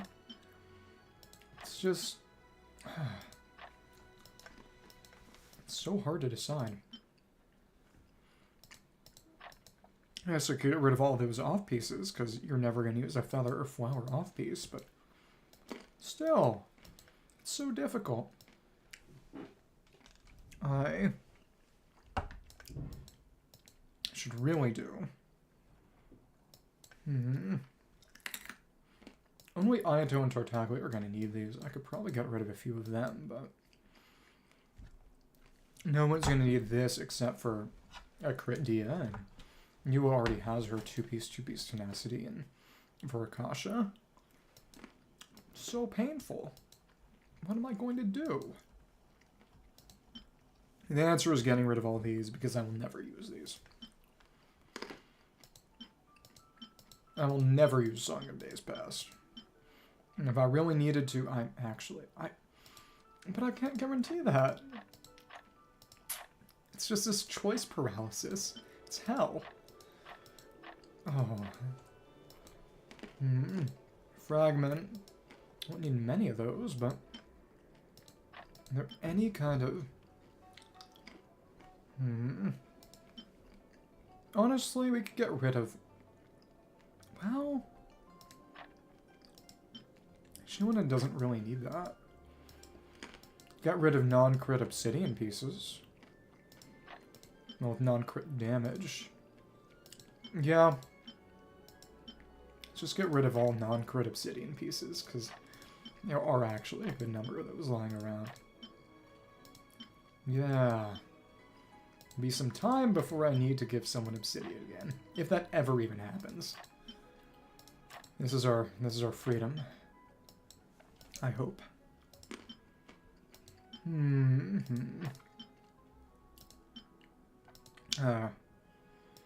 It's good rosemary nuts. They're a little sugary, which I don't quite like, but tasty.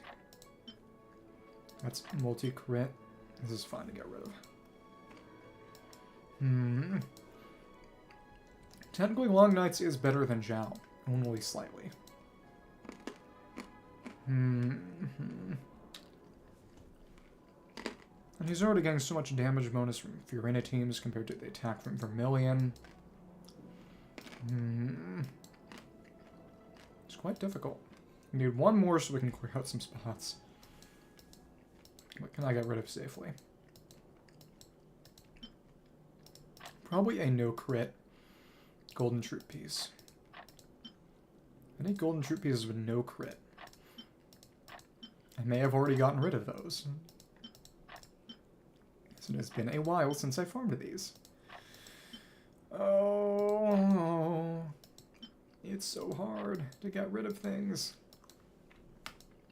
Is there anything here that's just trash?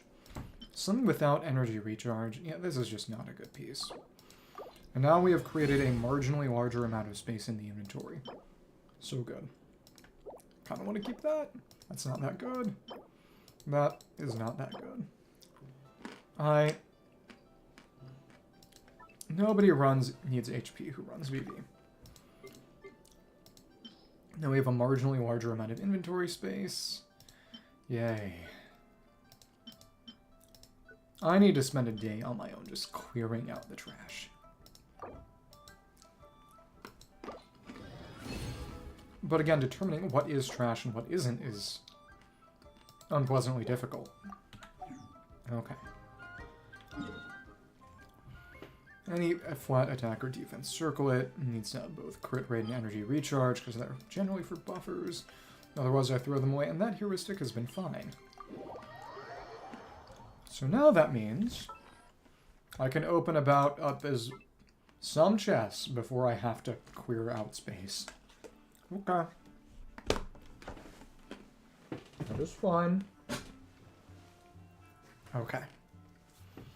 In all seriousness, here we are again. Next one is down there, and again we need to get to 90 before we can max out the waypoint. We have more than enough sigils, but it's not the sigils in particular at this point that are the problem. Okay.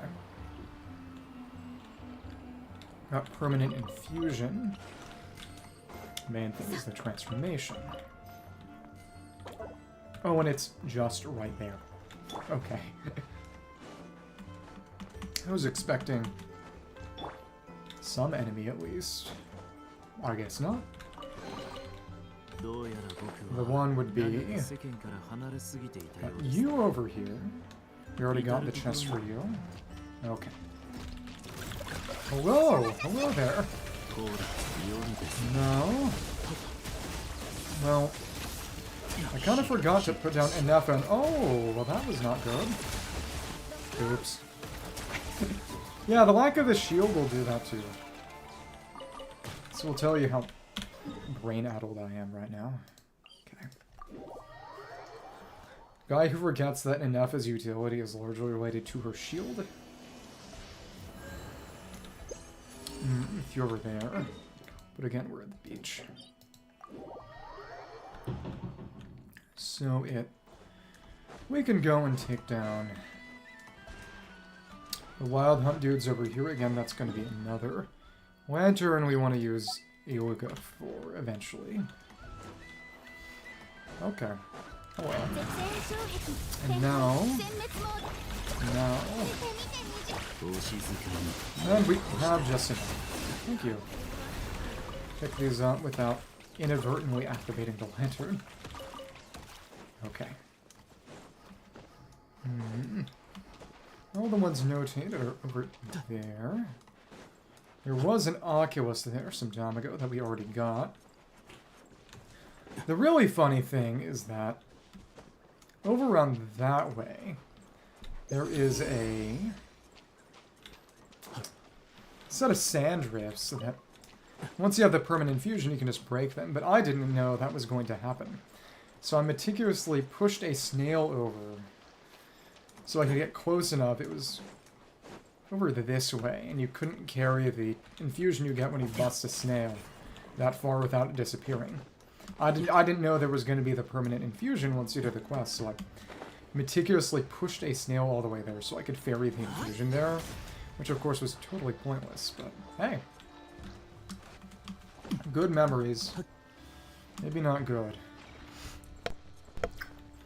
But I did remember them. I was gonna say not even memories, but that would not be true. Because I did remember them. Okay. Nothing nearby, so the beach is empty, but let's give it a nice little once-over, just to be sure. For not old, I mean old, but like very relatively close time's sake, and also to kill those land cruisers. Hello there. I believe there was something to read about the jellyfish here before. I think that's gone now. Again, we deactivated consoles to free the jellyfish, and they were already dead by the time we were able to reach them, but in the end they all went up into the sky. So who's to say whether it was a bad ending or not? Me when the ending is deliberately ambiguous? Okay. And up here there is nothing. It is 10 minutes to nothing. Okay. So then we'll loop around the bottom portion. Yep, this is where it was. Hello. And keep staggering you. Cool. We're doing electricity. Cool. Boom. And, oh, there were no clouds. For the second hit to proc, the cloud gen has to be very, very consistent. The big thing is really just... I know Zap ain't that great when you have to deal with enemies that aren't literally standing still. Well, a lot of it is also that you get a free proc that isn't done by Ranged or C2, but this is a C0, I know. Yeah, I could actually go in here, as I know, and have picked it up normally, but of course the simpler and likely intended way is to just magnetize it to yourself. Okay. Let's continue on our merry way.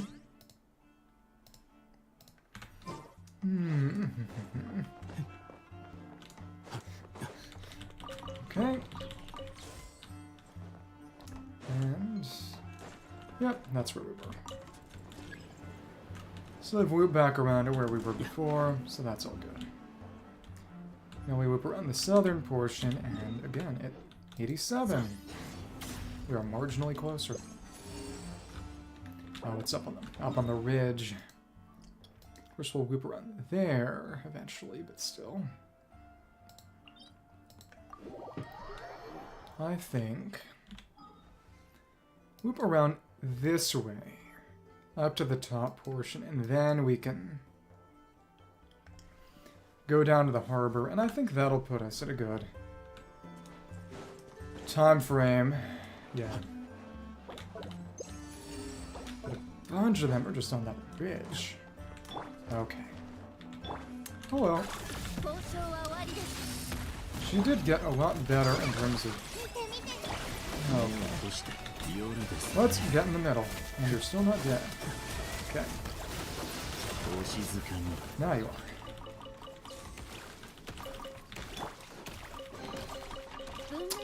Originally, I had enough on, before I farmed anything, Chlorine's Thundering Fury set, which is a Thundering Fury set that has no energy recharge on it.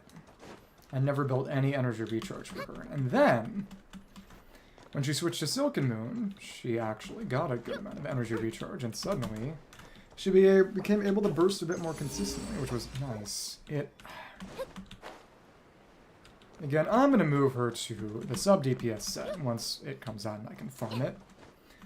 But... Enough really is in a position of, you know, burst when you can have it.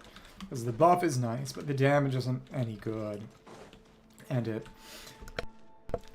isn't worth building ER for it, because it means your damage stats are that much less.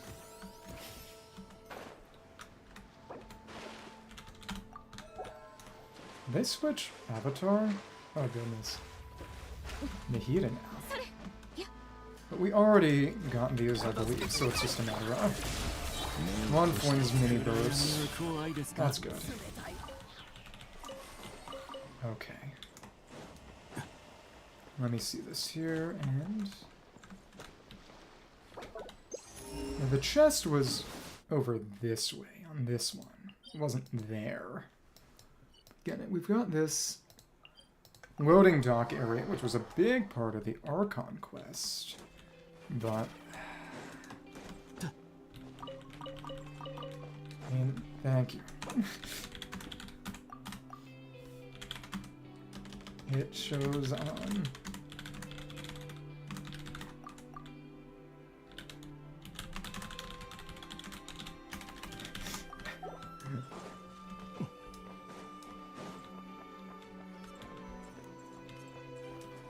Okay, let me see this here, and... Okay, we already got rid of that Guardia. It is funny to me how it's... Yep, with a V, G-V-A-R, not Gvardia. Is it Gvardia? Maybe it's Giardia. You know, when I got the worms, I briefly thought that was what I had, but actually, it wasn't Giardia, it was worms. So... You see, exploration is when I stock back up on C's for the sea dispensary. Not that I actually need them, but it's a more convenient way of... Let's mark this, because there's an anecdote there eventually. Can't get that close. We can't turn off the domains. You can make it domains only, but you can't turn it off. Ugh. Okay. Another keycard puzzle. Oh, and that's right, we got the giant... That's right. Okay. Got a good amount of use, guys. Okay, cool. But again, I didn't need to use the burst. And now there's too much consumption. So if I get in another actual fight... Oh, this is one where we operate the bot. We can just open this. That's right. Oh, but you can't... Interesting. Can't open the character inventory. Never thought to do that before. Never was relevant before. Okay. Oh. Actually a pretty decent amount. Yeah, that's empty. It's 15. Yep, it can't be opened at all. Have to open the chest from outside. That's the two chests that we're showing, right? Okay. Let me see things here. And go on this top level, and then the lower level, which is also where the land tank is. It'll be fun there. 88. Getting closer and closer. Then, of course, we can just have everything show. Again, the fact that the Mora rocks do not show is interesting. So we'll go up here. If I wanted to check that top rock, the floating ones are a bother. Yeah, it's just so much of the size of the areas and these totally pointless rocks that don't have anything in them. Oh. Okay, okay. It's down there and... Well, there was that little ridge, but still. Can't pick them up from inside the Venus Firefly trap. Okay. Yet again, Vina can interact like Llama with the rhinos and the birds and the... It's funny that the birds don't actually do anything. Also, that this is very clearly used to jump up here, which is fun. Okay. Not seeing anything past the berries, but yeah, we want to check what's up top. Yeah. Go over here up to this side, and this will be our cutoff. Okay. between the upper level, which we'll do in one go, and the lower level. Separate. What's that ridge there? And oh, but I'm pretty sure I already... There's an Oculus there, though. Hello. Oh, lighthouse there. That was in conjunction with the that crate maze for the quest in the underground lab. In here. 89. Hello. Nothing. Yep, that uses one, gets that back, that's all good to go. Okay. Now we have to suffer against this thing, which is immune to all lure currently. And the Dendro Aura just does not play nice with anything. Because it prevents the other reactions, and it's immune to Dendro damage. It just is not play nice. Okay. That's fine, I guess. Because when it transforms, we'll get some Dendro hits. Hurt it a little more. Cool. No. Didn't want that, really. Shouldn't have at least. So now we can actually get a consistent aura. And now we can kill you. Thank goodness. Okay. Cross Night drop, and that's... A twin-handled hanging pot. Hot soup. I mean, that's what you'd want out of soup, right? Well. Pick that up. Break it. How convenient. Okay. We are at 90 now. So we can get that meeting point level. Exciting. But first, we can chill out here briefly. Of course, the issue is that means you have to climb using her. If you use that for error, which isn't that great. Okay. Okay. It doesn't have any kind of notification for meeting point construction, which is probably fine. I can imagine that getting a little grating, but still. Okay. Over here we have this ridge again, not showing much. Couple more here. Okay. Investigate that. Neffa, mini-verse, and dead. Okay. Again, the bursts on Nefer, Fwins, and Shibai all just don't actually need or really even use their bursts. It's all skill-based damage, which again is at least in part because of Stygian, to make them less hampered by the fact that you started zero energy. If the rotations don't need it, then it doesn't really matter that much. It does mean the fact that all of them do have their burst cut-ins is maybe a little less relevant than it might like to be. Again, they don't do anything. They just, well, other than follow you around. They follow you around, but that's all they do. Yeah, I guess I'll be mean. I'll call the cute animals useless. Hey, cute animals, you're useless. Okay. In the Archon class, we had to open up a... Oh. Let's go here to... Right, hop up the cliff there. Oh, hello. That's another one. Use moon power to open up a fly trap or whatever, and that never happened again after the quest that one time. Okay, so to get up here, gonna need to do something, huh? That's funky and finicky. Okay. This, I believe, will let us sort of clip on the edge. Should.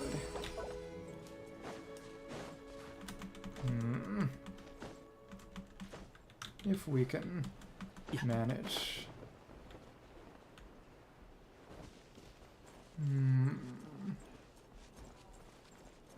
If we run to the side, we can avoid having to climb, I suppose.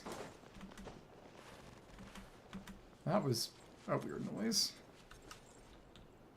You know, actual climbing can sometimes follow a similar principle. How realistic. Okay.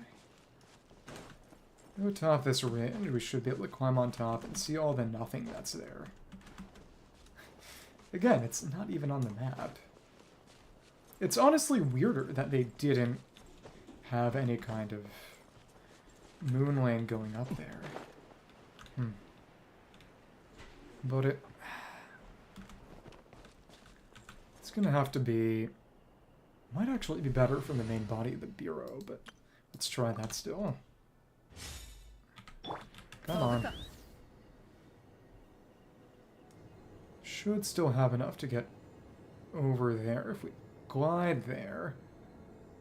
Question is, where am I going to be able to rest and regain stamina to scale this thing? Chasca goaded.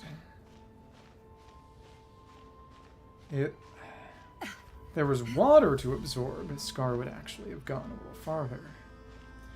As he would get a few more points. Well, to be fair, also, it's not just below, just in combat. You can use that for exploration, too. If I had C6 Scara. Oh, Wanderer. Because again, non-zero possibility of... Oh, given that one trailer and the fact that we saw Scar in the normal Scar reflection, that trailer, and in one of the cutscenes in this patch's Archon Quest. You know, give us real Scara. Streets are demanding it. Are they? I don't know. I don't think so. Okay. So yeah, we can cliff horse like this. Let's get over to the other side, then I think. Be easier to get to the other. That one's over. That way, too high up. Tough to get to. This is where we want it. Have to climb over to the other side to not worry about that lip. For a second I thought, but no. Unpleasant. Getting impatient with this. This should be fine. That portion should be horizontal enough to rest up and proc a skill. I think. Yeah. Yeah. Is it? Okay.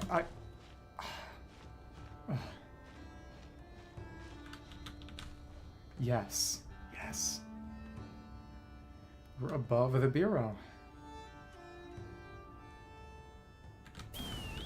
I'm sure people have put temporary waypoints there.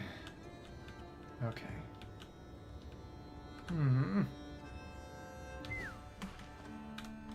And no.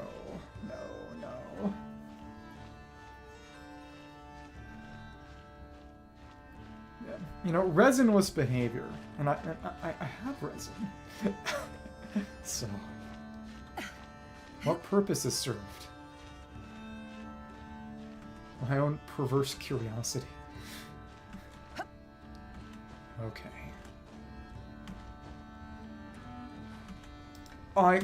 Oh my... No. You're kidding.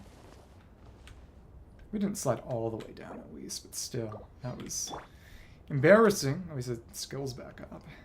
Okay. I just really can't afford to try to do any kind of jumping around, huh? Well then. Okay. We are going to have to just be patient. And nothing is more painful than that. Well, we were close to the top. So that right past this lip is not anything standable. It's just more slope. Just marginally less... Well, actually, it's concave. It's belling back. Okay. So now, with marginally more patient behavior. Here we go. Funny floating rocks. Completely pointless to get up here, though it maybe makes for a good photo op. Highest point in Nod-Krai. Yeah, it's higher than the pillar, isn't it? I think.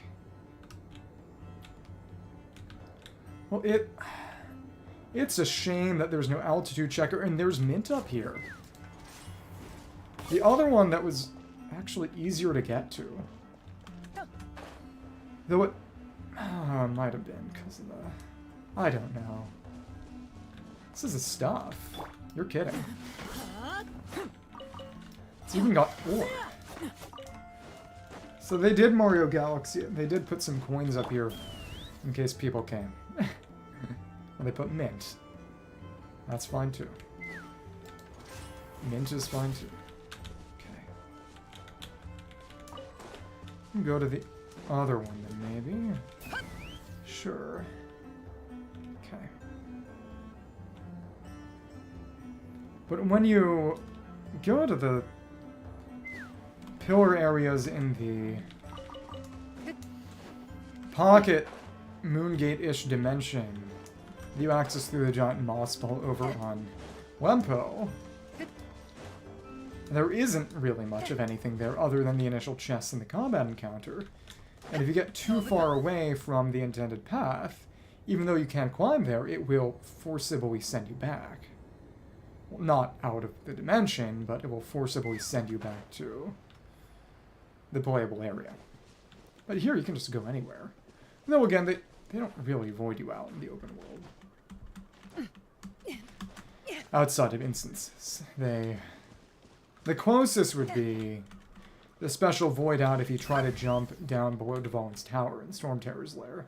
But even that's a bit different. Chasca.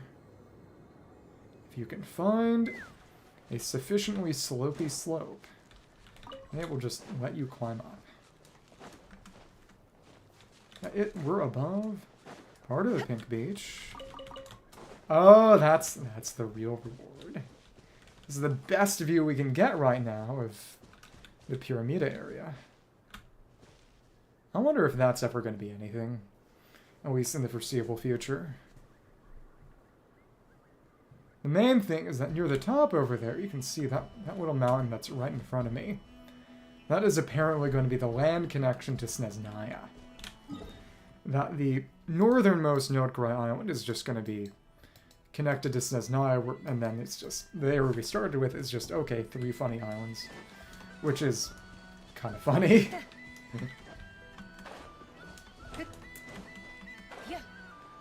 It is funny that the bonus region, but it's not filler, it's just unexpected.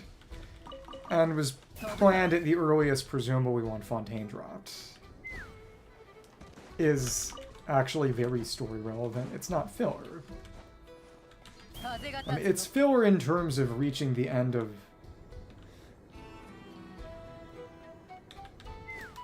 the 7 nation chapters. Because there are a number of people who just want it to get over with so they can quit the game without feeling like they missed out on the end of the storyline. But... And of course it is funny in that context that Nod-Krai is simultaneously Snezhnaya and not Snezhnaya. Bizarro Moon Snezhnaya to both have Snezhnaya in 2025 without having to have Snezhnaya in 2025. And also its own thing. But still. Yeah, apparently up at the top right is going to be a tutorial laboratory with the gate for the boss fight, and that is going to be a land connection to Snezhnaya, which will be relevant far, far in the future. So...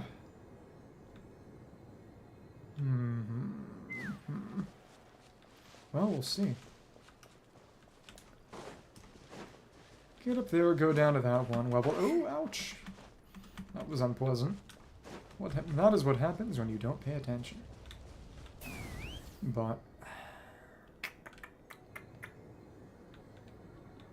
Getting up nice and high in the sky. And those big, freaky-looking Wild Hunt Mountains is going to be one of the areas... It is interesting, because the Northern Island is going to be pretty darn small, actually. But even still, they've segmented it into 3 regions for gameplay purposes, because they're going to have the Hexen Circle, the Knights, and the Lightkeepers as factions there. Well, as meeting points, which again raises the question of, okay, what's happening with the graveyard? I thought that was Lightkeepers already. But still. But yeah, that's Illiga Lightkeepers. It's the Illiga meeting point, because we've got...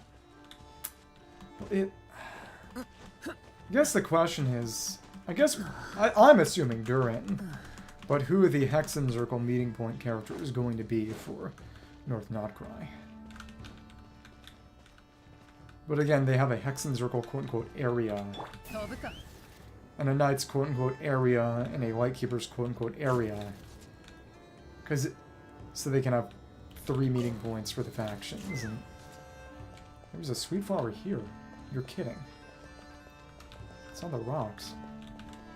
Hey, you can even see that tree over there. It's the Pillar of Embla, which they actually had in a little official document. Brocking181, thank you for the follow. Wrapping things up here with a bit of exploration. How are you doing? I'm just going over the floating sky rocks, which are, largely pointless except for... They put a sweet flower on that rock over there. Just... not even as a reward, but it's almost more mockery. It's just... The only way to really get up here is to either be really, really determined with... I think you would have to use the Windcatcher gadget if you didn't have a character like Chasca. Chasca and Nod-Krai, what is she doing? Flying around on pointless rocks. But on one of the rocks floating here, not one of the big ones, but the small ones even higher up, even harder to get to, there was a single sweet flower. But I'm just looking out over because that is the area that we're getting some teasers for right now. That we're getting in about a week. Actually, in 4 days, more or less. With Bina and then second half, Jibai and Illiga. Gonna roll for Bina? I'm gonna be rolling for Bina and for Jibai. I'm aware there are no chests on the rocks. I'm not going there for chests. I'm going there for the same reason that Edmund Hillary climbed Mount Everest. It's because I have too much time and not enough things to do with it. Are you going for any cons or the weapon? I'm not going for cons, but I am going for her weapon. Because my level of investment has increased over the past few years to going for... Before I was just sort of, I want everyone at C0. And nowadays, the only characters I'm missing are Ito, Koi, and Ayato. 2 of which don't matter much because they suck, but 3 of which almost didn't matter for a while, but then they buffed Kui, and now I feel kind of bad for not having Kui. But then I became employed and had money and stuff. So I decided, you know what, let's go for R02. My goal is C0R1 Bina, C0R1 Shibai, hopefully a few Illiga cons along the way so Shibai doesn't hit like a wet noodle. And then... Enough and Nuve are rerunning, and with them their weapons, and I don't have Enough and Nuve's weapons, so I think I'll pick those up, because Enough and Nuve have shield bosses in Stygian. And having C0R1 is basically where you want to be, in terms of the recommended team to be able to clear without pain. C0R0 means you clear Fearless with pain. Yeah, I am waiting to do... And oh look, no chests, but they put some flowers and berries here for idiots like me. Again, I was talking about how in Mario Odyssey, on areas that were difficult to get to, they put a few invisible coins that reveal themselves only when you got there, as a meager but extant reward for people who glitched or did a bunch of stupid physics tricks. Darker Side is the gauntlet at the end of Odyssey, That back when I did it years ago, and I kind of feel like doing it again sometime without it. I used the Peach amiibo, which my sister had, just as a figure, to heal up for the final segment and not have to die and start over. But with the... It's possible to skip a huge part of the final segment of Mario Odyssey's final challenge, which again is the equivalent of, say, Grandmaster Galaxy 2, for example. Galaxy 2 is better than Galaxy. Gameplay-wise, it has no story, but the gameplay is more polished. I'll say that. But there's this big section in the middle that's intended to be based on gliding. But to encourage you to use the motion input, a lot of the transformations get busted more powerful versions of their base abilities if you use motion input. And for... the gliding, you can just get more height. So if you spam shaking the Joy-Cons, you can just glide higher and skip the entire glide section, which is very funny. Gloomy Lighthouse, Eternal Light of Hope. Towering edifice built after a lighthouse that stands over a graveyard crowned with a soaring spire. The living who remain have no need to light its beacon, for the restless shades linger bound by oath, sword, and life. Hope and warmth are what the Lightkeepers wish to bring to Nod-Krai, at any cost, no matter if the lighthouse burns bright or stands dark, no matter the circumstance. They remain steadfast to their vow, our bones and blood we shall use as fuel, shall make life greater than death.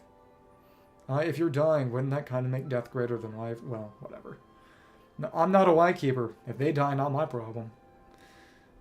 Maybe that was a little mean. Medium cargo holds swift transport. Why is this with the Lightkeepers? But here we go, and now... Oh, it wasn't the lighthouse that glowed more, it was one of the... Or is it?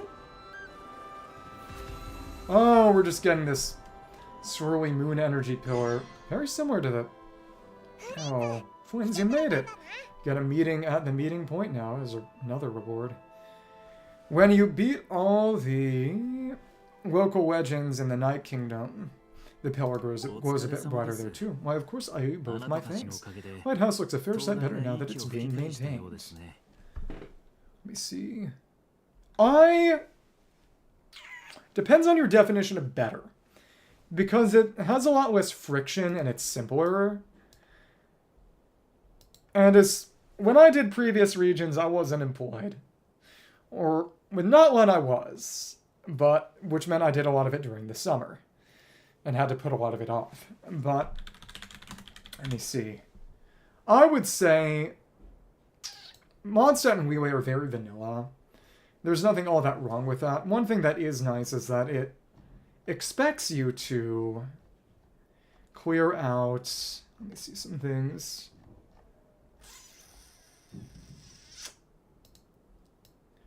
It expects you to climb things normally and use characters like Venti, Zhongli, Geotravel to actually create updrafts or things to climb on. It's based around doing actual normal climbing. And that is interesting compared to a lot of other regions that introduce a lot of baked-in movement mechanics in character kits and in the world. Inazuma, I don't really care for the Sakura Tree level stuff. I think it was interesting, the idea that there were some things you'd have to come back to later and would unlock over time. Because it was a bit more Zelda influence. I think they did that best in Sumeru, where you unlocked songs over Aranyaka, and you unlock clearances during the desert quests, and you would use those to unlock some things. I miss that. I also think it was actually very, very cool that they had a lot of underground exploration even before the underground map, which was a bit tough, but I have sympathy for people who aren't as good at navigating 3D space, but it was fun for me. Inazuma in particular, Inazuma had the hardest puzzles. It was the only part of the game where the exploration puzzles were actually challenging. There were 2 puzzles in Inazuma that I actually had to work out on paper. Those were the Stay Right Stone rotation puzzles during that world quest, and the Magic Square in the eastern part of Watatsumi. I actually had to work those out on paper. And I have a lot of fond memories of that because it meant it was an actual challenge. Honestly, Fontaine may be one of the weaker ones altogether. Because Remuria and Mort Region and, well, Furina patch, starter patch, and Arla patch, which, Remuria base region and the second expansion, were kind of boring, but I really liked the first Fontaine expansion. I actually really liked Fortress. Most people hated it, but I liked how multi-layered it is. I liked the quests. I liked the fact that the tickets were its own currency. I will also say that you do have to give Fontaine credit for being the first local legend region. Even though they did get better with it with Nod-Krai. I like how Nod-Krai handled it. I like the fact that you don't have to wait for resets in order to get all three. If you're good, you can just get all three at once. That said, I don't like that there are so much fewer of them. But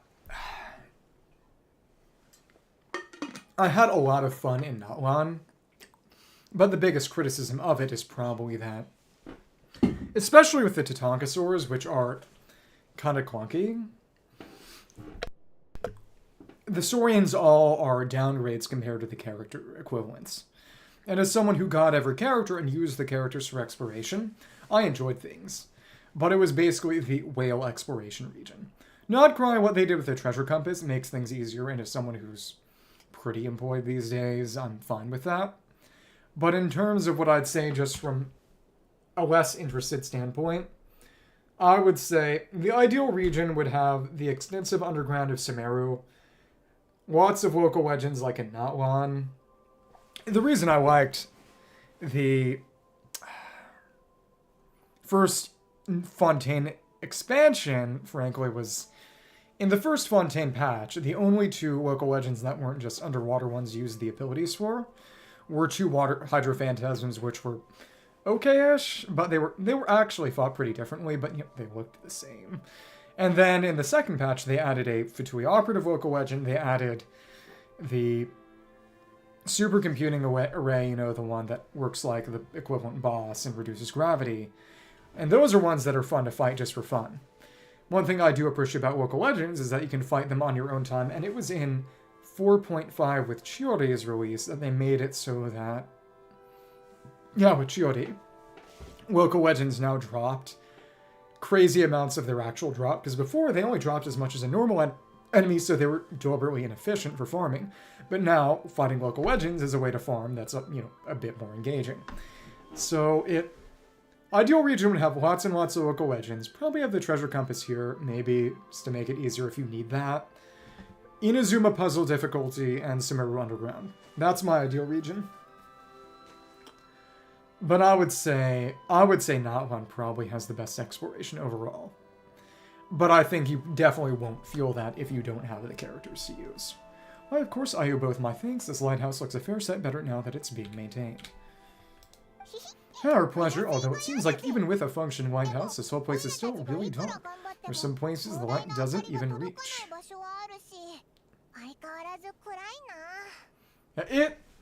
You should explore Inazuma, but you might want a piece of paper with you or some guides to it. And if you don't like puzzles, you might struggle.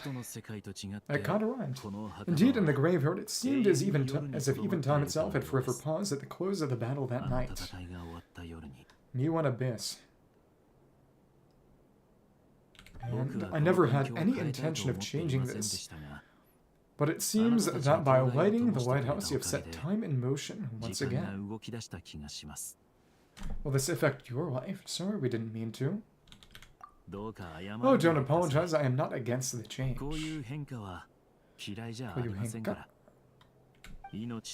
Life comes in cycles, even without us. The ghosts that linger here would slowly disappear and return to the leylands.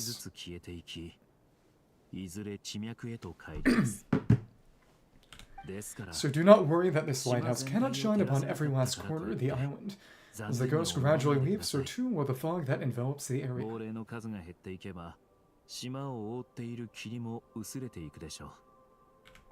The sun must rise eventually. Kanarazu noboru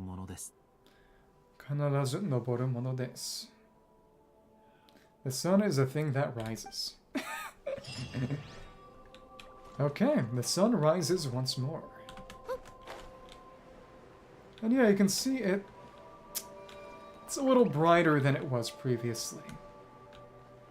Let's see these particles and this little bit of chromatic aberration. Oh, hello. Hi. Gemstones reflect the light differently in different environments. A gem by candlelight flickers like flame, while a jewel beneath the moon seems like a tear-filled eye.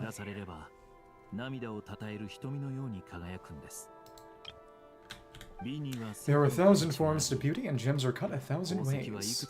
Such is the complexity of things both elegant and timeless. I did not. I just got 90, which is why I was able to level this thing. This one. I'm in the habit of collecting these old gemstones, some are even from other nations. Feel free to enjoy this collection wherever you please. I think I've seen this before, but it's nothing to actually look at, which is a shame.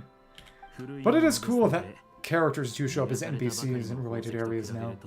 They started that with this version, expanding off the anecdotes. Being as old as they are, they lost some of their glow and appear a little turbid. They cannot compare with the brilliant luster newly cut stone.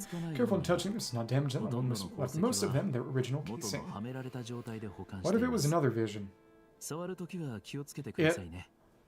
It is interesting because Flynn explicitly states that he doesn't need the moon wheel to manipulate elemental energy, which raises the question of if it even benefits him at all. Certain Lightkeeper resides here, though there we are. All clues. Cool. Lives alone faithfully, fulfills his duties. There we go. Did all these. Let's just see real quick. Everything. Just shows the whole map. It's a pretty large amount. It is interesting that it doesn't show Mora rocks, I believe. Though, it might. Well, we'll see. But as of right now, this is where we are, so I don't believe I'm not going to get 100 on all of them before next patch. That's okay. It's not a big deal. But it does mean I'm probably going to spend some time next patch clearing this up, even though it's old, before I move on to the new area. And full, that is what I had to do for the area they added in 5.2, because I was, again, employed. But I did get atop done during that patch cycle, because at that point it was summer and I was less employed. So I'm going to run this domain. I do need to start probably pre-farming for Inefa and News weapons, because again, I do intend on getting those. It seems to have the most annoying climbs, in that these areas are largely pretty flat, and anything that you need to actually go up on, there's going to be a slope. But, you know, you go over here, you've got these big islands just sticking up, and okay. If I need to get there, it's teleport or suffer. I imagine that's what you're referring to, right? Okay, I consumed too much. And, okay, at least it didn't kill us. Okay. I'm on. And let's just generate a few more particles while we're at it. This is my dailies team, if you can't tell. Well, once I can switch Bina in, I guess that'll be nicer. Yeah, exactly. For some bit of time, I'll be able to run Bina, Illiga, and Shibai, and somebody else for... Yep, and now we have enough for Illiga 999, which is about as far as we need to go. I am getting to the end of the time I had allocated today. But let's have one last hurrah. What local legend should I fight? If you don't choose, I'm going to say Sigurd. And should I use an actual lunar team, or should I be silly and use the Venti team? If you don't say anything, I'm going to use the Venti team, because it's actually quite good here, even without lunar. So. And Shibai's weapon, I believe. I think one of the weapons, I forget which, does need helmets, so it's good to get a few every now and then. By beating up Sigurd. Okay. Any local edge you want to see me fight? Because I already fought Raskolnikov earlier today. He's dead. For the next few hours. Okay, cool. The last thing I'm going to do today Little sleepy. Oh, oh my goodness. You're evil. I guess I can do that. And okay, well, I guess we're doing the crab instead. Oops. So, good news for you. Yeah, that'll be, can run Neferwama for that. Stop burning yourself. Okay. That's honestly a pretty rough one. At least because it... I'm not as good at dodging as I used to be and should be. Especially with, you know, Nefer dash cancels. I tend to just run shield characters or... It's honestly just... It's just an annoying boss to dodge. That's most of it. Let's go fight the crab. Holy crab. I'm sorry. It is funny that it disrupts berries. Which is part of why... Well, also the fact that it's basically just got one team to fight it with. It's probably the one I find least.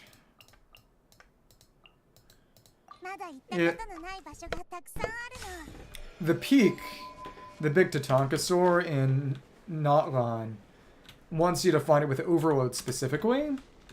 So for me, that's basically just the Varsa team. But now I can run Durin either as an on-fielder with official Chevy Bennett against it. I've done that a bit. Or just run Varsa, but upgraded with Durin this time. Xbox Navita. Okay, and okay. Thank you, we did absorb that, that's good. Okay, it never really said, I ain't got any sustain. Dodge. Now you're out of the... Well, that's annoying. This is why I don't like you. Okay. Boom that, and... Come on. Don't hurt yourself. Come on. That's decent, but oh, this is not what I wanted. That was really poor timing, because of course the best way is to be able to hit them all with a single Walma proc. Well, that was sad too. Oh well.